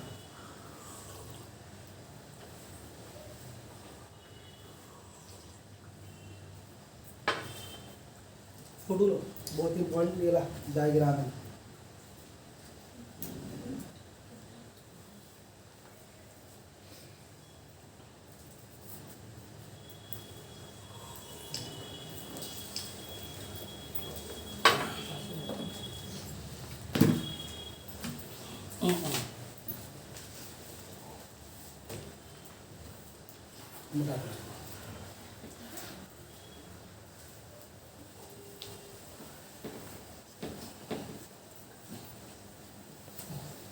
डायग्राम रहने दे, ठीक है, शायद काम लगे। अब और इलेक्ट्रोकेमिकल सीरीज, अभी हम लोग क्या समझा, पहले हेडिंग जम थोड़ा टर्म है ये, इलेक्ट्रो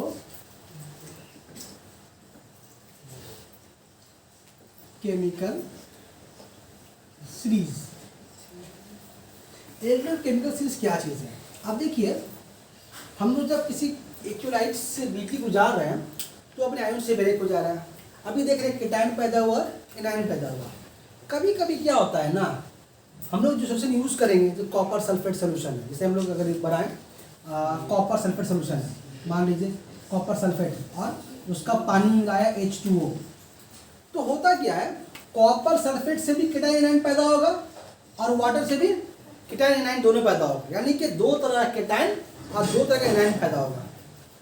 बात समझ में? लेकिन शर्त ये है, मतलब कंडीशन ये हालत ये है कि कैथोड की तरफ या एनोड की तरफ एक ही केटायन एक ही एनायन जाएगा, एक ही केटायन और एक ही एनायन जाएगा। मान लो यहाँ से भी जो तुम्हारा एनायन पैदा हो गया, तो मान लो यहाँ से एनायन पैदा हुआ, यहाँ से भी जो आपका एनायन पैदा हुआ, यहाँ तक एनायन पैदा क्या होगा, यहाँ से आपका केटायन पैदा होता है कॉपर प्लस SO4 माइनस, और पानी से क्या पैदा होता है आपका H प्लस और OH माइनस। अब इसके पास जाएगा कौन, इसके पास जाएगा ये लोग जाएगा। अब इन दोनों में इसके पास कौन जाएगा, दोनों जा नहीं सकता, कोई एक जाएगा। अब इन दोनों में से जब हालांकि दोनों ही केटायन है, इन दोनों को ही दोनों ही केटायन है, दोनों में कौन अट्रैक्ट करेगा, कैथोड अट्रैक्ट करेगा। लेकिन कैथोड किसको एक्सेप्ट करेगा, दोनों को एक्सेप्ट नहीं कर सकता, दोनों में लड़ाई होगा। लेकिन जाएगा, लेकिन दोनों में कौन, तो उसी का नाम है इलेक्ट्रोकेमिकल सीरीज। उस सीरीज से मालूम हो जाता है कौन पहले जाएगा। इसलिए अगर सोल्यूशन में अगर दोनों आ जाए, ये भी आ जाए ये भी आ, दोनों आ जाए, तो कैथोड पे जाकर कौन डिपॉजिट होगा। एग्जाम में क्वेश्चन आता है कि इन दोनों में कौन डिपॉजिट होगा और होगा तो क्यों होगा। तो उसके लिए आपको इलेक्ट्रोकेमिकल सीरीज थोड़ा सा देखने होगा, और याद नहीं करना होगा, लेकिन देखना होगा। अभी देखिए, हम आपको लिखा रहे हैं मेटल्स में, मेटल्स में अगर लिखा है, पहले लिखते तो बता रहे, lithium, potassium, calcium, sodium, magnesium, aluminium, zinc, iron, PV यानी कि लीड, इसको बोलते हैं नेसेंट हाइड्रोजन। बताएंगे इसके बारे में क्या चीज़ है, इसको बोलते हैं nascent hydrogen. Copper, mercury and silver, ये मेटल्स का इलेक्ट्रोकेमिकल सीरीज है। ये कैसे अरेंज किया गया, ये अरेंज किया गया है कि इलेक्ट्रॉन को लॉस करने का जो टेंडेंसी है, हम जानते हैं कि जितने हम पढ़ा थे टेबल में कि एटम्स जो है इलेक्ट्रॉन को लॉस करने वाले होते, कुछ गेन करने वाले भी होते हैं। हम लोग पढ़ा है कि ग्रुप 1 में, जो ग्रुप 2 में ये जो एलिमेंट्स हैं सब इलेक्ट्रॉन को आसानी से इजीली लॉस करते हैं, सब केटायन बनाते हैं। और जितने एलिमेंट्स टेबल में राइट साइड में ग्रुप 7 ग्रुप 6 सब क्या बनाते हैं, एनायन बनाते हैं। कभी इलेक्ट्रॉन को लॉस नहीं करते, बस इलेक्ट्रॉन को, बात समझ में आ रही है। शुरू में क्या होता है, आप लोगों को बोलता है कि पेरियोडिक टेबल में पढ़ोगे तो केमिकल बॉन्ड भी समझ में आएगा और आपको राशि भी आपको समझ में आएगा। इसलिए वहाँ पर काफ़ी लंबा टाइम के बढ़ाया था। तो इलेक्ट्रॉन को लॉस करने वाले एलिमेंट्स होते हैं। तो इलेक्ट्रॉन को जो लूज करने का जो टेंडेंसी है, हम लोग पढ़ा है सबसे ज़्यादा किसमें, लिथियम में।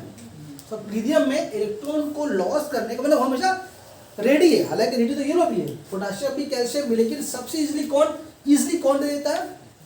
एग्जाम में क्वेश्चन भी आता है कि जितना भी टेबल पे जितने भी एलिमेंट्स हैं, सबसे आसानी से इलेक्ट्रॉन को लॉस करने वाला एलिमेंट कौन सा है? ये क्वेश्चन भी जान कई बार आया, तो लिथियम है वो। तो ये मतलब इलेक्ट्रॉन को लॉस करने का टेंडेंसी जैसे से नीचे आएंगे वो डिक्रीज करेगा, यानी पोटाशियम जो लिथियम के मुकाबले में इलेक्ट्रॉन देगा, लेकिन थोड़ा मन मार के देगा। ये ले भाई ले जा इब यहाँ ठीक है ले जा, मुंह बना के देगा, गुस्सा में देगा, तो तुम नहीं देंगे, ऐसे वाला। मतलब इलेक्ट्रॉन लॉस करने की टेंडेंसी है, क्या होगा? आहिस्ता आहिस्ता कम हो रहा है। तो किसका ऑर्डर है? ये decreasing order of losing electron है, यानी जो सबसे नीचे में वो इलेक्ट्रॉन को जल्दी लॉस करना नहीं चाहेगा। तो हम इसको कहाँ लिखेंगे? इधर और कैसे लिखे इसको? नहीं लिखते हैं, अलग कहीं से लिखते हैं। डिक्रीजिंग, अरे सुखाई ले लिया, इसको दिन के नहीं कहाँ पे लिखा गया? वो प्रॉफिट में रख लिया, बता। ये आपका डिक्रीजिंग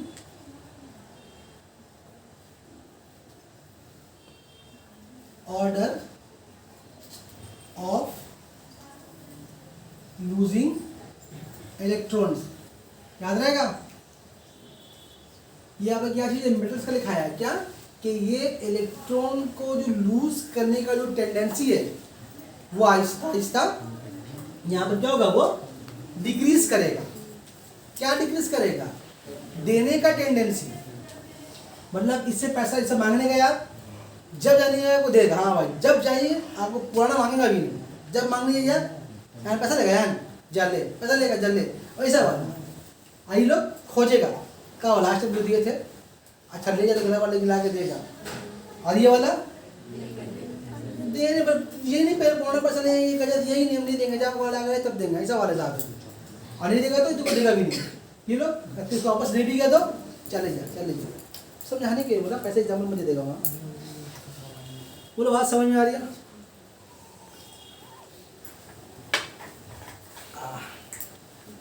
अब इसी तरह से एक लिस्ट है केटाइन के तरीके में लिखा है मेटल्स का, इसी तरीके से एक लिस्ट है केटाइन का, तो इसे लिखते हैं। और इसी तरह से एक लिस्ट है किसका? एनाइन का। आपको ये दो पे खास ध्यान देना, यहां से अगर क्वेश्चन में आपको एक ही आएगा लिथियम के ताल्लुक से, आ भी सकता है कि पूछ लेगा लिथियम और सोडियम में इलेक्ट्रॉन को लूज करने का टेंडेंसी किसके पास सबसे ज्यादा है, या एक ऐसा एलिमेंट का नाम बताओ जिसको इलेक्ट्रॉन को लूज करे टेंडेंसी मतलब कि मतलब बहुत मुश्किल से रहता है वो, तो कौन है? यहाँ लिखिएगा इस इलेक्ट्रोकेमिकल सीरीज में, ठीक है? कौन है वो? नीचे में एजी यानी कि सिल्वर। एजी कौन है? एजी तो कौन है? एजी छोड़ लेना, समझा नहीं बात, ठीक है? देखो तो केटाइन में कौन आपका? Lithium plus potassium plus calcium plus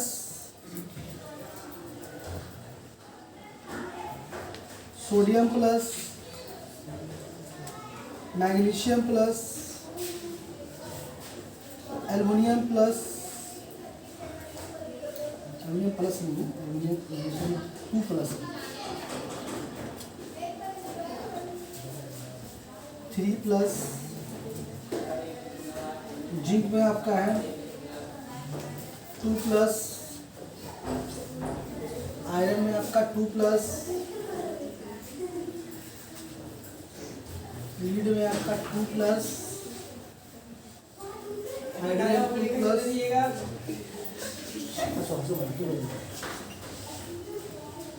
CO का 2 प्लस, मरकरी का 2 प्लस, बोल देंगे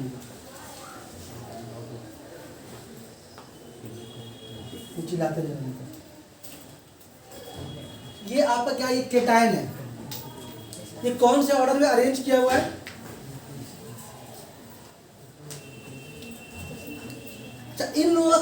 कर दो हमको। अगर ये केटायन है, ये लोग क्या चाहेगा, इलेक्ट्रॉन को लेना या देना? क्या चाहेगा, इलेक्ट्रॉन को लेना यानी गेन करना चाहेगा। तो ये गेन करने का टेंडेंसी है, ये गेन करने का टेंडेंसी है। और ये कौन सा ऑर्डर है आपका, ये इंक्रीजिंग ऑर्डर है।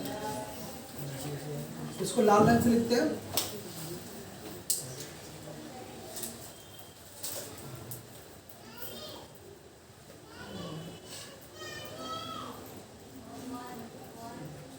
Increasing order of gaining electrons. बात समझ में आ रही है? ये बहुत छोटा है, 4-5 ही इसमें।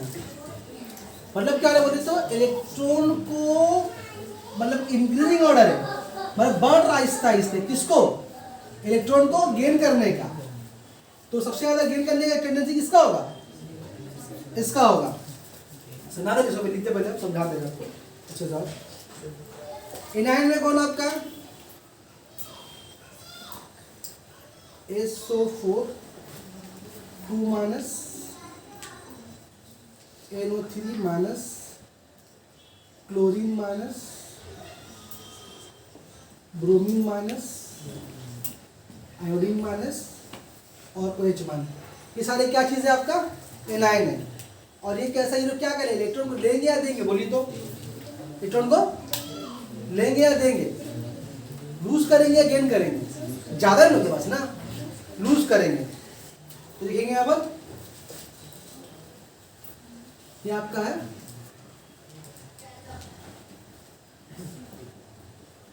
Increasing order of losing electrons. ये जो इलेक्ट्रोकेमिकल सीरीज है आपको सब याद रखना नहीं है। जो जो चीज़ पढ़ाएंगे 4 चैप्टर के बारे में बताएंगे अभी हम आपको, चारों के बारे में याद रखना है। लेकिन ये दिखाने का मतलब कि समझ लीजिए इसका मतलब क्या है। अब देखिए यहाँ पर देखिए इन सब एलिमेंट का काम क्या बोल रहे हैं हम, increasing order of gaining electron, यानी इलेक्ट्रॉन को गेन करने का टेंडेंसी बढ़ेगा। यानी अगर बात करें हम पोटाशियम और लिथियम के बारे में, तो इन दोनों के मुकाबले में पोटाशियम का इलेक्ट्रॉन को हासिल करने का टेंडेंसी इन्हें के मुकाबले में ज़्यादा है। यहाँ पर जितने भी एलिमेंट सबका टेंडेंसी क्या, इलेक्ट्रॉन को गेन करना। उन गेन करने के मामले में पोटाशियम का लिथियम से, यानी कि अगर एक सॉल्यूशन में पोटाशियम भी और लिथियम भी है, अच्छा ये लोग जाए कहाँ पर, सब प्लस है ना, कहाँ जाएगा सब कैथोड पे जाएगा। यानी अगर किसी, ध्यान समझिए, अगर किसी सॉल्यूशन में पोटाशियम भी और लिथियम भी है, तो उन दोनों में सबसे ज्यादा टेंडेंसी किसका, इलेक्ट्रॉन को गेन करने का, पोटाशियम का। तो ये पहले जाएगा, यानी कि यही जाएगा। मतलब पोटाशियम लिथियम दोनों सॉल्यूशन में है, तो ये पोटाशियम लिथियम को धक्का मार करके, लात मार करके चल रहा है कहाँ, कैथोड प्लेट में। लेकिन अगर सॉल्यूशन में कैल्शियम का आयन भी है, केटायन या पोटाशियम केटायन भी है, तो फिर ये इसको लात मार देगा और ये चला जाएगा वहाँ। मेरी बात समझ में आ रही है? तो हर नीचे वाला पहले आएगा अपने ऊपर वाले से। अगर मान लीजिए अल्युमिनियम का आयन है और आपका पोटाशियम का आयन है, केटायन है, तो इन दोनों के मुकाबले में कौन जाकर जमा होगा, कैथोड पे आपका अल्युमिनियम जाकर जमा होगा, अल्युमिनियम का जाकर जमा। बात समझ में आ रही है? तो जैसे से अगर मान लीजिए बात करें हम सिल्वर के बारे में बात करें और या अल्युमिनियम के बारे में बात कर ले, तो सिल्वर तो खूब मार पीट करके इसको घुसा मार के सुला देगा और जाए खुद वहां पर जाकर डिपॉजिट हो जाएगा। कहाँ पर? बात समझ में आ रही, कैथोड पे। तो इसीलिए वहां जाकर करेगा क्या, इलेक्ट्रॉन को वो गेन करेगा। तो ये जो टेंडेंसी बढ़ रहा है आहिस्ता आहिस्ता ना, तो इलेक्ट्रॉन को गेन करने का टेंडेंसी आहिस्ता आहिस्ता बढ़ रहा है।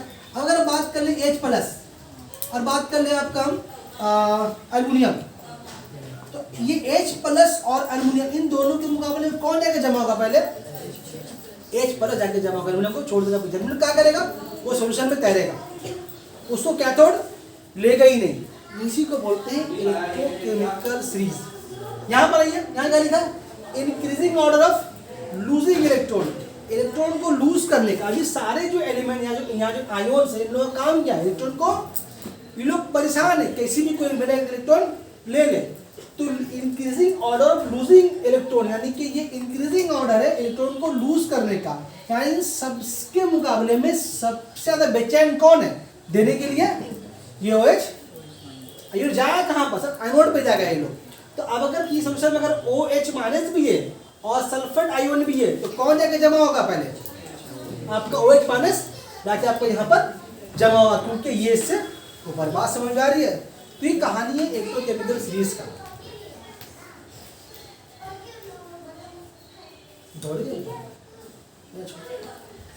बात समझ में आ रही है? फोटो लीजिए इसका, रुक जाओ, बन जाओ अभी।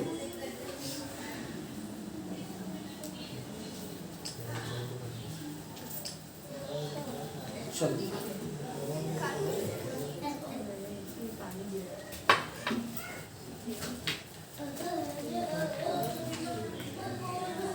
तो हम लोगों को 4 चीजों के बारे में पढ़ना है, 4 या 3 है शायद, बस ये वहाँ जो क्वेश्चन है वही पढ़ना है, मतलब पूरा इसका डिटेल उसके बारे में पढ़ना नहीं है। वाटर का है, कॉपर सल्फेट सोल्यूशन का है, और ये 3 ही है, और एल्युमिनियम का 3 ही पढ़ना है। ये समझ गए ना इसका मतलब क्या हो रहा है? ये इलेक्ट्रोकेमिकल सीरीज का मतलब क्या हो रहा है? कौन कहाँ जाएगा, कौन जाएगा, कौन नहीं जाएगा, डिसाइड कौन करेगा? ये इलेक्ट्रोकेमिकल सीरीज डिसाइड करेगा। कैथोड पे कौन जाने वाला है, एनोड पे। अगर बहुत सारे केटाइन अगर इस सोल्यूशन में अगर है तो कौन सा केटाइन कैथोड में जाकर जमा होगा वो डिसाइड कौन करेगा? ये सीरीज डिसाइड करेगा। और कौन सा एनाइन एनोड में जाकर डिपॉजिट होगा कौन डिसाइड करेगा? ये सीरीज डिसाइड करेगा। ठीक है, बता दें उसको। तो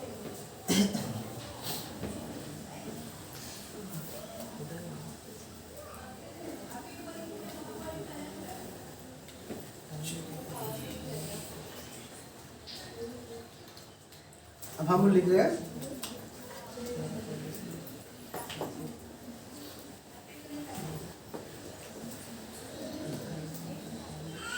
electrolysis of pure water. Pure water का इलेक्ट्रोलाइसिस कैसे कर? हम क्या बोला कि प्योर वाटर का, पॉज करो, क्या हुआ? नहीं बढ़ गया, सब होता रहता है।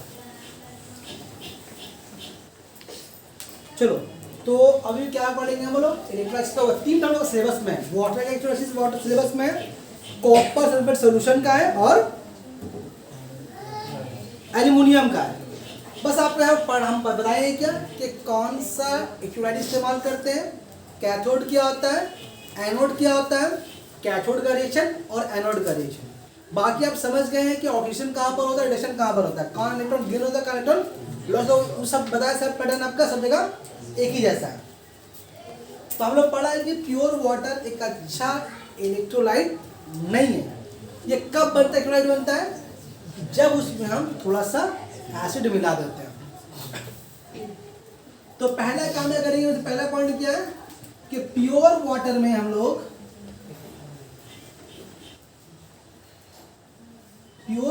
हम लोग जरा सा डाइल्यूट या फिर स्ट्रॉन्ग किसी भी तरह का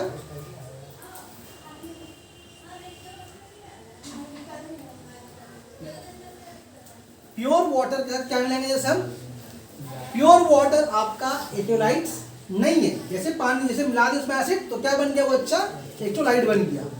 अब यहाँ पर कैथोड एनोड में को किसका इस्तेमाल क्या इस्तेमाल करते हैं? Point number 2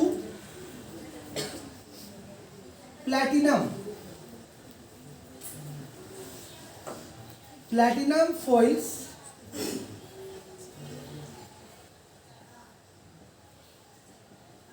are used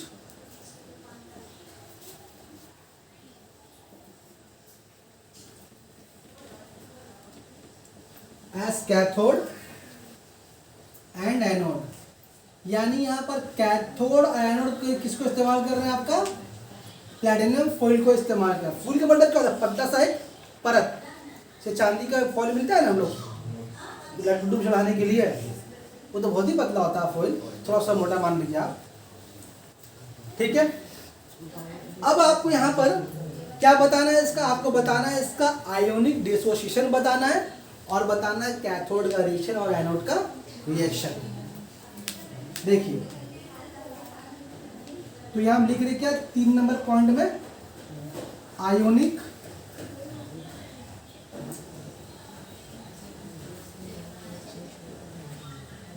dissociation. तो ये क्या चीज होता है, अब देखिए आपने पानी मिलाया, थोड़ा सा सल्फ्यूरिक एसिड मिलाया और पानी खुद भी है, तो अगर पानी भी है और सल्फ्यूरिक एसिड भी है तो दोनों ब्रेक हो रहा, तो ये पानी ब्रेक किसमें आपका हो रहा, H+ और OH-, और सल्फ्यूरिक एसिड अगर हम ये करेंगे तो यहाँ पर 2H+ और SO4 2-, ये आपका आयोनिक डिसोसिएशन है। अब केटाइन देखो, केटाइन दोनों यहां से तो आराम कर लो, पंखा चला दें, चलिए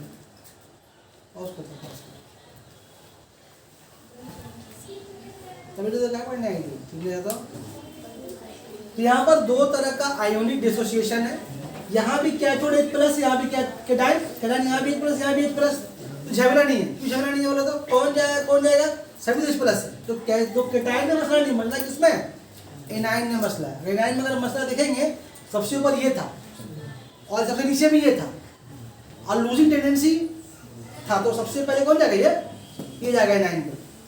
मेरी बात समझ में आ रही है, मतलब ये कहने का मतलब है कि ये केटाइन ये कहाँ जाने वाला है, कैथोड पे, ये कहाँ जाएगा, एनोड पे। अभी आपको लिस्ट लिखाया था जिसमें सबसे ऊपर ये था, सबसे नीचे ये था, तो हम ये बताया था कि जो नीचे में है वो पहले जाकर मेरे अपना इलेक्ट्रॉन किसी को देगा। तो कहने का मतलब है कि आपसे एग्जाम में क्वेश्चन आता है कि प्योर वाटर का रिएक्शन के दौरान क्या होता है, 2 तरह का एनाइन पैदा होता है, एक सल्फर आयन और एक हाइड्रोक्सिल आयन पैदा होता है, OH- और SO4 2- पैदा होता है। तो इन दोनों में कैथोड प्लेट पर जाकर कौन डिपोजिट होगा और क्यों होगा, तो डिपोजिट कौन होगा आपका, ए शॉर्ट से पूछता एग्जाम में, तो डिपोजिट कौन होगा आपका, OH कहाँ जाकर डिपोजिट होगा आपका, कैथोड पे डिपोजिट होगा। क्यों डिपोजिट होगा, क्योंकि आप बोल लीजिएगा कि इलेक्ट्रोकेमिकल सीरीज में ये सल्फेट आयन से जो लिखाया आपको नीचे में देखिएगा, नीचे में, तो यहाँ पर आपका ये हो गया आयनिक डिसोसिएशन हो गया।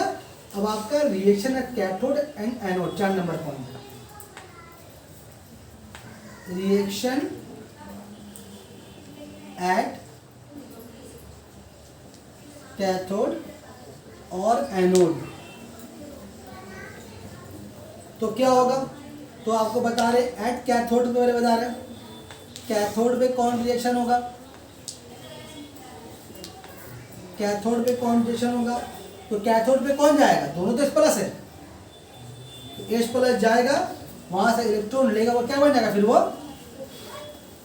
हाइड्रोजन, ये कैथोड का रिएक्शन है। एट एनोड पे अगर जाए तो एनोड पे यहाँ देख रहे 2 तरह के एनायन है, ये भी और ये भी जाएगा, लेकिन कौन जाएगा, OH-, जाएगा OH-। अब ये OH- जाएगा, इलेक्ट्रॉन को लॉस करेगा, क्या बन जाएगा फिर वो बन जाएगा OH बन जाएगा। फिर ये जो OH है 4 OH आपस से मिलकर पानी बना लेगा, फिर वापस H2O और +O2, ठीक है। अब कहाँ पर हो रहा ऑक्सीजन, कहाँ पर हो रहा है, समझ आपको आ रहा, यहाँ पर इलेक्ट्रॉन गेन हो रहा, तो यहाँ पर क्या हो रहा, रिडक्शन हो रहा, वहाँ इलेक्ट्रॉन लॉस है, वहाँ क्या हो रहा है आपका, ऑक्सीडेशन हो रहा है। तो ये तो बता चुके, सब पैटर्न नहीं की जाएगा, तो आपको हर एक 2 और लिखाएंगे, आपको सब यही लिखना है कि कौन सा इलेक्ट्रोलाइट्स है, इलेक्ट्रोड्स पे क्या इस्तेमाल करते हैं, उसका आयोनिक डिसोसिएशन और कैथोड का रिएक्शन और एनोड का रिएक्शन, बस यही लिखना है। वो भी सिर्फ जो आखिरी वाला तो वो भी लिखना है, जो आपको पढ़ना है कॉपर सल्फेट के बारे में, ठीक है। आखिरी वाले में तो लिखना भी नहीं है, उसके बारे में बहुत कम सवाल आता है, ठीक है। तो अगर वाटर का अगर आपका आएगा एक्यूराइसिस, तो इससे ज़्यादा क्वेश्चन आपका आने वाला नहीं है। फोटो लीजिए इसका,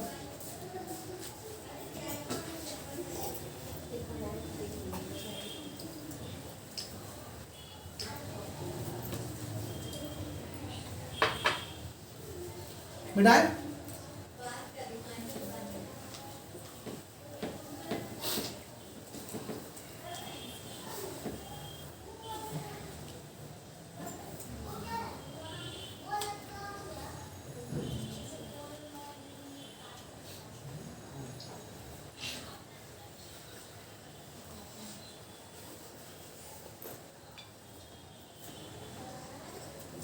एक्वस CuSO4 को बोलते हैं कॉपर सल्फेट सॉल्यूशन।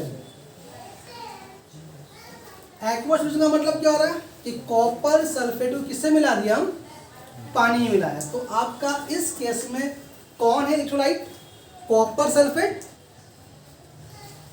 पानी के साथ, पानी और कॉपर सल्फेट क्या आपका इलेक्ट्रोलाइट से। और यहाँ पर हम लोग क्या यूज करते हैं एज ए कैथोड और एनोड। तो एक नंबर तो पड़ेगा खुद आपको हो गया, ठीक है। 2 नंबर पॉइंट आपका कैथोड के तौर पर यूज करते हैं हम लोग कॉपर का रॉड, कॉपर का रॉड, और एनोड के तौर पे भी इस्तेमाल करते हैं कॉपर का रॉड। लेकिन दोनों रॉड में फर्क है। फर्क क्या है, ये आपका प्योर रॉड होता है और ये आपका इम्प्योर होता है। दोनों ही कॉपर के रॉड से, लेकिन इसमें कुछ इम्प्योरिटीज जानबूझ के लिए आता है और वो वाला जो कैथोड है उसको प्योर ले आता है। यानी कि जो कैथोड पर यहाँ पर कॉपर का प्लेट होगा वो प्योर होगा, ये वाला कैसा होगा आपका, लेकिन दोनों ही क्या कॉपर का रॉड है। अब अगर हम यहाँ का अगर 3 नंबर पॉइंट अगर आपको हम लिखे इसका आयोनिक डिसोसिएशन, तो देखिए कॉपर सल्फेट CuSO4 इसका जो आयोनिक डिसोसिएशन है वो आपका क्रिएट करेगा कॉपर का केटायन और सल्फेट का आयोन। और उसके अलावा आपने पानी भी इस्तेमाल किया है तो पानी का भी पैदा होगा केटायन और एनायन। वो क्या बनता है हम लोगों का H+ और OH-। अब देखिए यहाँ पर मसला आ गया, इन दोनों में तो सब समझ के पहले कौन जाएगा, इन दोनों में समझ के एनोड रहेगी, सॉरी यहाँ एनोड पे कौन जाएगा, OH, यानी यहाँ कौन जमा होगा, यहाँ आपका OH मान जाएगा। लेकिन इन दोनों में कौन जाएगा। अब यहाँ देखिए इससे पहले सवाल क्या, दोनों केटायन H+ था। अब एक केटायन जो आपका H+ है, एक केटायन आपका Cu2+ है। तो अभी जो आपको इलेक्ट्रोकेमिकल जो सीरीज दिखाया वो सीरीज आपको बता रहे कहाँ पर है, आपका सीरीज में H+ ऊपर है और Cu2+ नीचे में है। तो हम बताया था कि जो नीचे में है वो देर में, मतलब यहाँ पर इसका जो लिखाया था आपको लिखाया था increasing order of gaining electrons, यानी इलेक्ट्रॉन को गेन कर देगा, गेन करेगा लोग ना, ये उसका इंक्रीजिंग ऑर्डर था। यानी कि इन दोनों के मुकाबले में ये पहले जाके डिपोजिट होता है। मेरा कहने का मतलब ये है कि इन दोनों में Cu2+ जाकर कैथोड में डिपोजिट होगा। सवाल है क्यों, सवाल जवाब ये कि इलेक्ट्रोकेमिकल सीरीज में H+ से नीचे है। हम केवल आपको दर्श याद नहीं करना है, आपको ये 3-4 हम दिखा रहे हैं इसी के बारे में पढ़ के रखना है। आपसे बाई क्वेश्चन नहीं पूछेगा अपना, सिर्फ जितना हम 3-4 पढ़ा रहे हैं उसी के अंदर से क्वेश्चन पूछेगा। तो सवाल अगर आ जाए तो रीजन वही दीजिएगा कि Cu2+ और H+ ये जो है हाइड्रोजन आयन से नीचे में है, इसीलिए जाकर जमा कौन कैथोड में होगा, ये जाकर यही खूबी है इलेक्ट्रोकेमिकल सीरीज का। तो अभी समझ गए। अब कैथोड का रिएक्शन क्या होगा, एनोड का रिएक्शन क्या होगा, तो उसको भी दिखा देते हैं। इसमें लिखा है कैथोड एनोड रिएक्शन, कॉपर का लिखा हुआ है।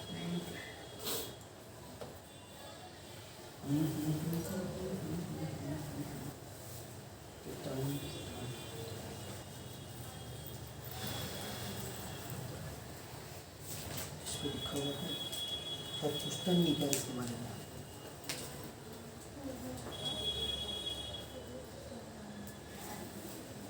मैं उसके बारे में पूछना पूछूंगा, इसके बारे में इतना ही पूछता आपसे, इसके बारे में आपसे इतना ही पूछेगा, ठीक है।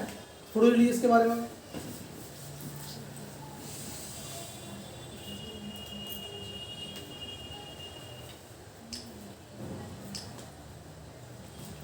चलिए। अच्छा हम लोग देखो नहीं और मसला क्लियर कर ही देते हैं। ये जो कॉपर का जो ये जो कॉपर लोग क्या है, ये कैसे यूज़ किया हम लोग, इम्प्योर यूज़ किया है। उसको दिखाने में आपको हो जाएगा मतलब आप इसमें क्या पढ़ा है फिर इसमें रिलेशन डिस्क्रिप्टिव। ठीक है, अब आओ इसको मिटाते हैं, फोटो ले लीजिए इसका, इसको मिटाएंगे। तो यहाँ से आप कितने क्वेश्चन करेगा, अब हम लोग बताते हैं किसके बारे में, अल्युमिनियम के बारे में। Electrolysis of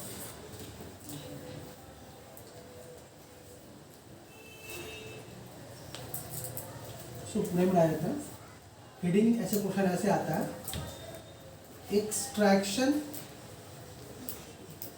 extraction of aluminium bye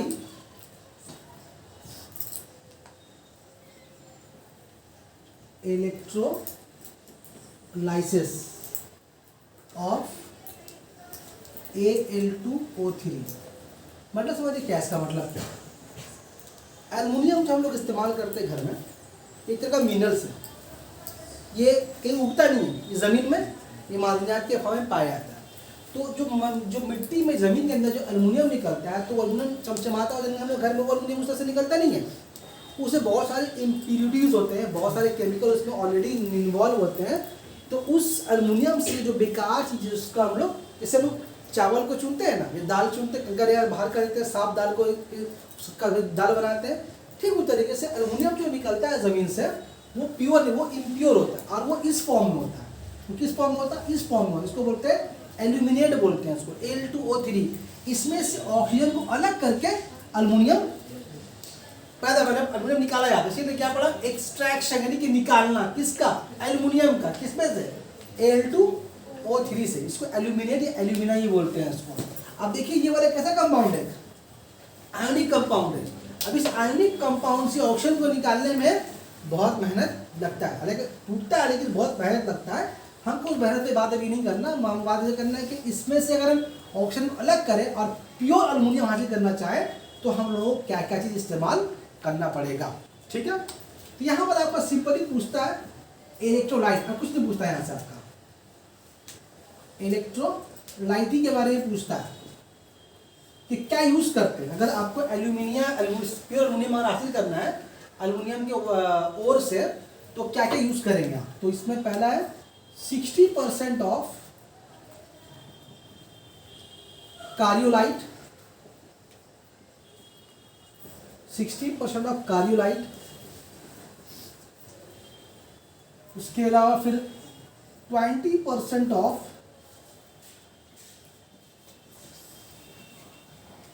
pure alumina,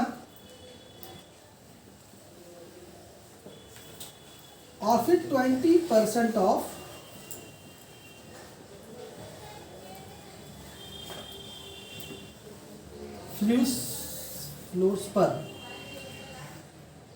फ्लोर्सपर। ये आपका इलेक्ट्रोलाइट्स है जो कि एल्युमिनियम को अलग करने के लिए Al2O3 इस्तेमाल किया जाता है। क्या लिखा, 60% ऑफ कारियोलाइट, 20% ऑफ एल्यूमिना और 20% ऑफ फ्लोर्सपर। अब इसका ये तो बात यहाँ तक खत्म नहीं होता, इसका फॉर्मूला पूछता है आपका, तो फॉर्मूला आपका बगल में लिख दे रहा हूँ, AlF3 3NAF। एग्जाम में कहता है इस कंपाउंड को दिया है और भी कई कंपाउंड दिया है, उससे पूछा बताइए इसमें कौन सा कारियोलाइट है। तो यहाँ से आपका 3-4 शॉर्ट क्वेश्चन बनता है।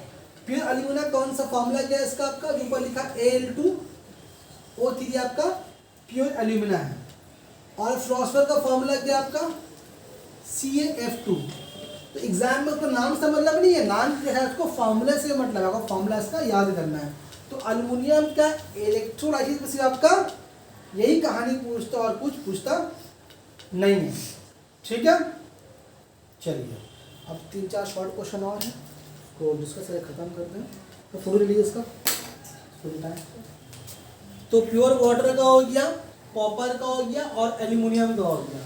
यही 3 के बारे में आपसे क्वेश्चन पूछता ये अब सिलेबस में है भी। अब यहाँ पर एक टर्म हम लोग पढ़ेंगे इलेक्ट्रोप्लेटिंग। और कुछ इंपॉर्टेंट इलेक्ट्रोप्लेटिंग बताएंगे, फिर चैप्टर खत्म हो जाएगा। 10 मिनट लगेगा। इलेक्ट्रोप्लेटिंग क्या चीज़ है? इलेक्ट्रोप्लेटिंग का मतलब होता है किसी एक मेटल के ऊपर दूसरे मेटल का परत चढ़ाना। क्या बोलो? किसी एक मेटल के ऊपर दूसरे मेटल का परत चढ़ाना। सर मान लीजिए कोई अगर आपको बोला कि बाबू हम तुमको चांदी का चम्मच ला के तुम्हारा बर्थडे में चांदी का चम्मच ला के देंगे, तो प्योर चांदी का चम्मच नहीं होता, चम्मच तो भारी होता है। वो चम्मच जो है या स्टील का होगा या लोहे का होगा, उसके ऊपर चांदी का एक परत चढ़ाया होता। आप लोग कभी सुने होंगे ना सोना में चांदी में सोने का पानी चढ़ाना, ठीक है, चांदी रहता है उसमें सोने का पानी चढ़ाया जाता है, उससे क्या देखने में सोना लगता है लेकिन रहता है वो चांदी। बात समझ में आ रही है? तो ये जो परत चढ़ाते हैं, लेयर चढ़ाते हैं, इसी को बोलते हैं इलेक्ट्रोप्लेटिंग बोलते हैं। यानी किसी एक मेटल के ऊपर दूसरे मेटल का परत चढ़ाना। वो भी किसके ऊपर डिपेंड करता है? उसी इलेक्ट्रोकेमिकल थ्योरीज के ऊपर डिपेंड करता है। अगर आपको तो डीपली नहीं जानना है, अभी समझे किसको बोलते हैं इलेक्ट्रोप्लेटिंग। हम लोग घरों में जो एल्युमिनियम का जो बर्तन इस्तेमाल करते हैं वो किस कलर का है? सिल्वर कलर का है। सिल्वर कलर का है ना, लेकिन चांदी वगैरह सिल्वर नहीं है। चांदी सॉरी, एल्युमिनियम वगैरह सिल्वर नहीं है। उसका कलर क्या हमको नहीं पता, हमने देखा भी नहीं है। असल एल्युमिनियम को देखा ही नहीं हम लोग, उसका कलर कैसा है। ये एल्युमिनियम के ऊपर एक परत चढ़ाई है जिसको बोलते हैं जिंक। जिंक का परत चढ़ाएगा। जिंक का जो कलर है वो सिल्वर कलर का है। तो ये जो एल्युमिनियम का जो बर्तन है उसके ऊपर जिंक का कवर चढ़ाया गया ताकि वो बर्तन जल्दी ज़्यादा दिन तक चले, ज़्यादा खराब नहीं हो। क्योंकि एल्युमिनियम का बर्तन जो आता है लॉन्ग टर्म यूज़ के बाद क्या होता है, लॉन्ग टर्म यूज़ करेंगे तो वो फिर जहरीला हो जाता है, पॉइजनस हो जाता है। बात समझ में आ रही? जो इम्प्योर एल्युमिनियम होगा तो उसको मतलब खराब होने से बचाने के लिए या खाना पॉइजनस ना हो जाए तो उसके ऊपर एक जिंक का मजबूत लेयर चढ़ा देते हैं। तो ये ऊपर एक लेयर है जिंक का। असल में इसका लाइट कब खत्म हो रहा है देखा भी नहीं है। और सुन सर अभी खत्म होगा तो सर देखिए जाता है। तो कहने का मतलब यह है, क्या हम लोग थे? हाँ, इलेक्ट्रोप्लेटिंग पे थे। तो इलेक्ट्रोप्लेटिंग किसी मेटल के ऊपर किसी मेटल का परत चढ़ाने को हम लोग क्या बोलते हैं? इलेक्ट्रोप्लेटिंग बोलते हैं। तो ये बर्तनों को जो बर्तन में चढ़ाते हैं, जैसे हम लोग अपने घर में जो एल्युमिनियम का बर्तन है, तो क्यों चढ़ाते हैं कि अगर वो लॉन्ग टर्म यूज करेंगे ना तो भी खाना से पॉइजनस हो जाएगा, तो खाना जो बनेगा जहरीला बनेगा। आप कभी कभी देखेंगे जो जो डेग वगैरह, जो शादी का खाना डेग वगैरह होता है, जिसका डेग अपना होता है, जो डेकोरेटर है वो साल में एक बार इलेक्ट्रोप्लेटिंग कराता है। देखिए कभी कभी डेग को लेकर के एक आग में एक रांगा रहता है चमकने वाला, उसको लेकर के उसका उसका पॉलिश करता है उसका। तो वहां पर क्या हो रहा है, वो हम लोग के तो मस्जिद हर साल में एक बार होता ही है वाला, जिधर भी डेग वाला है सबको करवाना पड़ता है। अगर नहीं करवाएगा तो खाना पॉइजनस हो जाएगा। बात सही मारी, तभी आपको डेस्क थोड़ा चमचमाता हुआ आपको दिखेगा सिल्वर कलर का। ठीक है, साल भर यूज होते तो फिर वो तांबा का कलर दिखाई देने लगता है। फिर साल में से एक बार करवाना ही पड़ता है। नहीं करवाएगा तो फिर जो जो दावत में जाएगा सब नजाल में एडमिट रहेगा, फिर पीजी भेज देगा। पीजी में एडमिट नहीं होगा फिर तो मर जाएगा। 3 नंबर, हाँ ठीक बोला, 3 नंबर। वहां भी जगह नहीं देगा तो 2 नंबर, फिर तो बगैर तलाक वहां फेंक देगा। बहरहाल, तो इसको बोलते हैं इलेक्ट्रोप्लेटिंग। अब क्वेश्चन कैसे आता है, आपको बोलेगा एक स्टील का चम्मच है, चमचा है, उस पे आपको चांदी का परत चढ़ाना है। ठीक है, तो आपसे सवाल ये होगा कि जब हमको एक स्टील के चमचे पे चांदी का परत चढ़ाना है तो क्या लिक्विड यूज करेंगे, लिक्विड मतलब क्या एक्चुअल यूज करेंगे, कैथोड पे किसको रखेंगे और एनोड पे किसको रखेंगे। ये 4-5 क्वेश्चन है जो बार बार फेट के आता है। 4-5 क्वेश्चन लिख दे कर लिया, फिर आप क्लास खत्म। ठीक है, चलिए। तो उसके पीछे इसका बता दें इसको। तो इस पे आपको एक लॉजिक याद रखना है जो हम बता रहे हैं आपको। वो लॉजिक क्या आपको याद रखना है?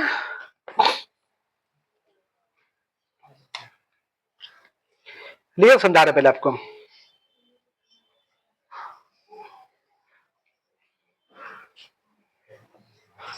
The metals which is to be electroplated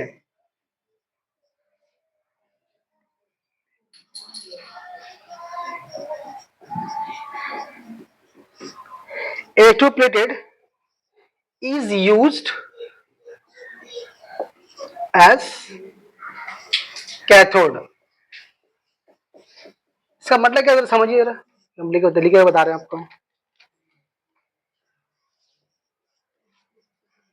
block of pure metals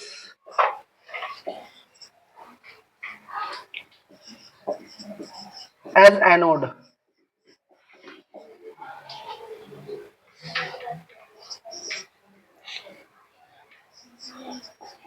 use of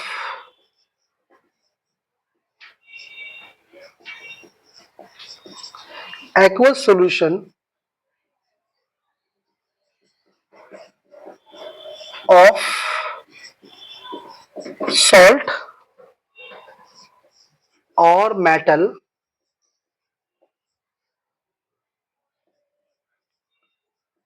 which is to be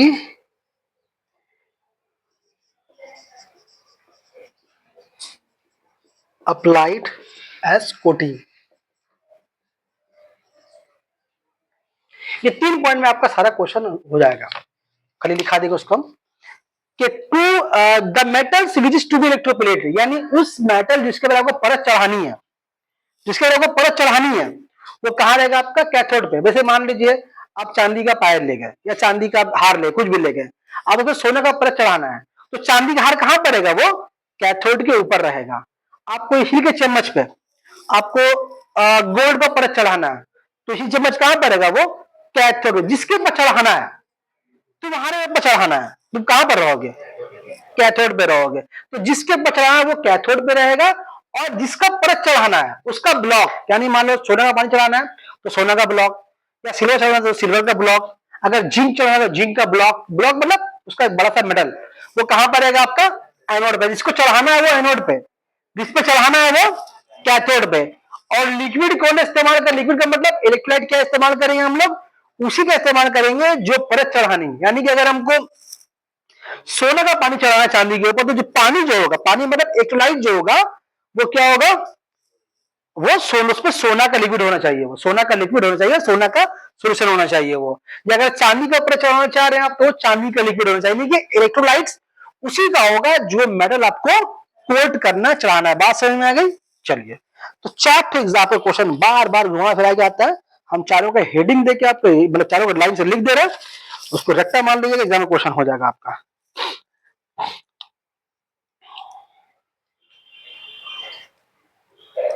चलो,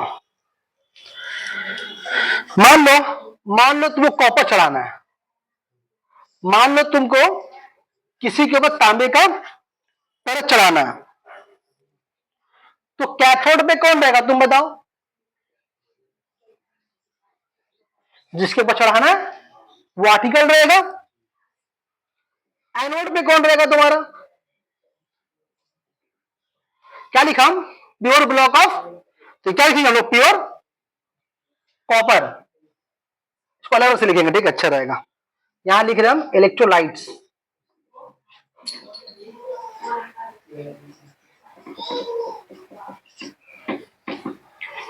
ठीक है। तो देखिए, मान लीजिए अगर आपको कॉपर का परत चढ़ाना है, तांबे का परत चढ़ाना है आपको, तो यहां पर जिसके पचाने वो बर्तन वहां रहेगा, बर्तन है, चम्मच है, हार है, आप खुद है, हमको से क्या मतलब है, आप यहां रहेंगे कैथोड पे। एनोड पे क्या रहेगा आपका, प्योर कॉपर, लिखा ना, उसी को एनोड पे रखेंगे। और लिक्विड का इस्तेमाल करेंगे, ऐसा लिक्विड जिसमें कॉपर शामिल हो, तो कॉपर सल्फेट का सॉल्यूशन। हम सिर्फ लिख रहे हैं कॉपर सल्फेट, आप सॉल्यूशन ऐड कर लीजिएगा, ऐड या लिख ही दे रहे भाई, कॉपर सल्फेट का सॉल्यूशन। अब मान लीजिए अगर आपको चांदी का परत चढ़ाना है, चांदी का परत चढ़ाना है, आप किस पे चढ़ाना है आप समझिए, जिसको चढ़ाना है उसको आप यहां रखेंगे। तो जब सिल्वर का परत चढ़ाएंगे, यहां क्या यूज करेंगे, प्योर, सिल्वर का फॉर्मूला क्या, फॉर्मूला सिल्वर का एजी है ना, एजी, हम जानबूझ के लिख रहे हैं, आपको याद भी रहे, एजी। तो अब यहां पर जो यूज करेंगे वो क्या यूज करेंगे, KAgCN होल ट्वाइस, इसको बोलते हैं, क्या नाम लिखना पड़ेगा हमको, क्या नाम है, पोटाशियम अर्जेंटो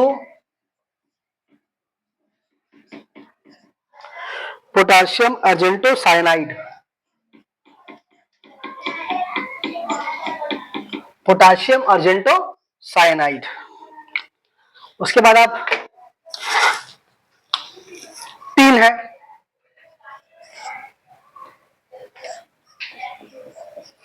टीन, अगर टीन का पता चलाना चाहते हैं तो क्या लेंगे हम लोग यहाँ पर, ये तो समझिए क्या लेंगे हम, क्या लेंगे हम लोग यहाँ पर, प्योर टीन लेंगे।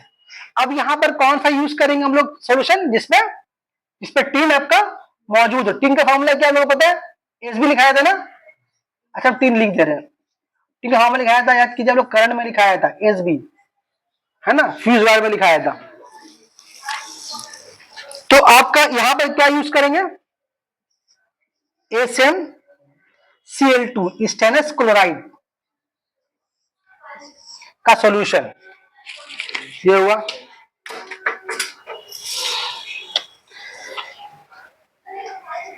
निकेल, निकेल का पच रहे हैं, क्या यूज करेंगे यहां पर, प्योर।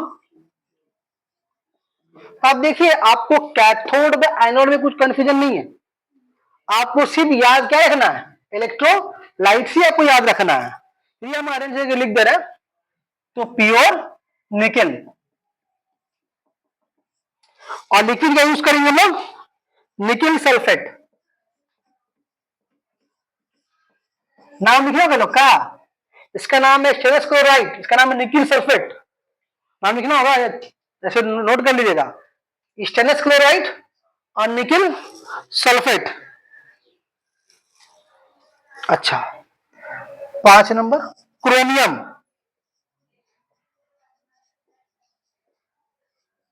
क्रोमियम तो क्या लेंगे,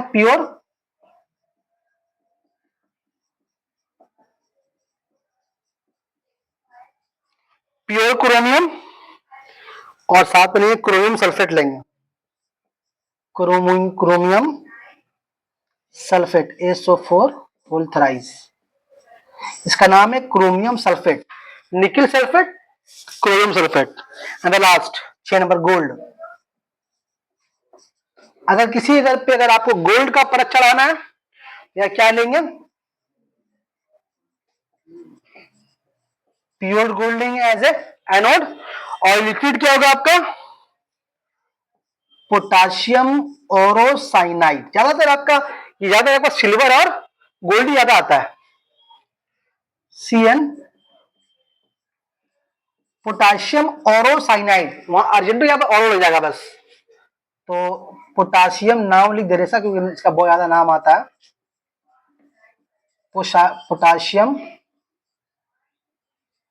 ओरो साइनाइड।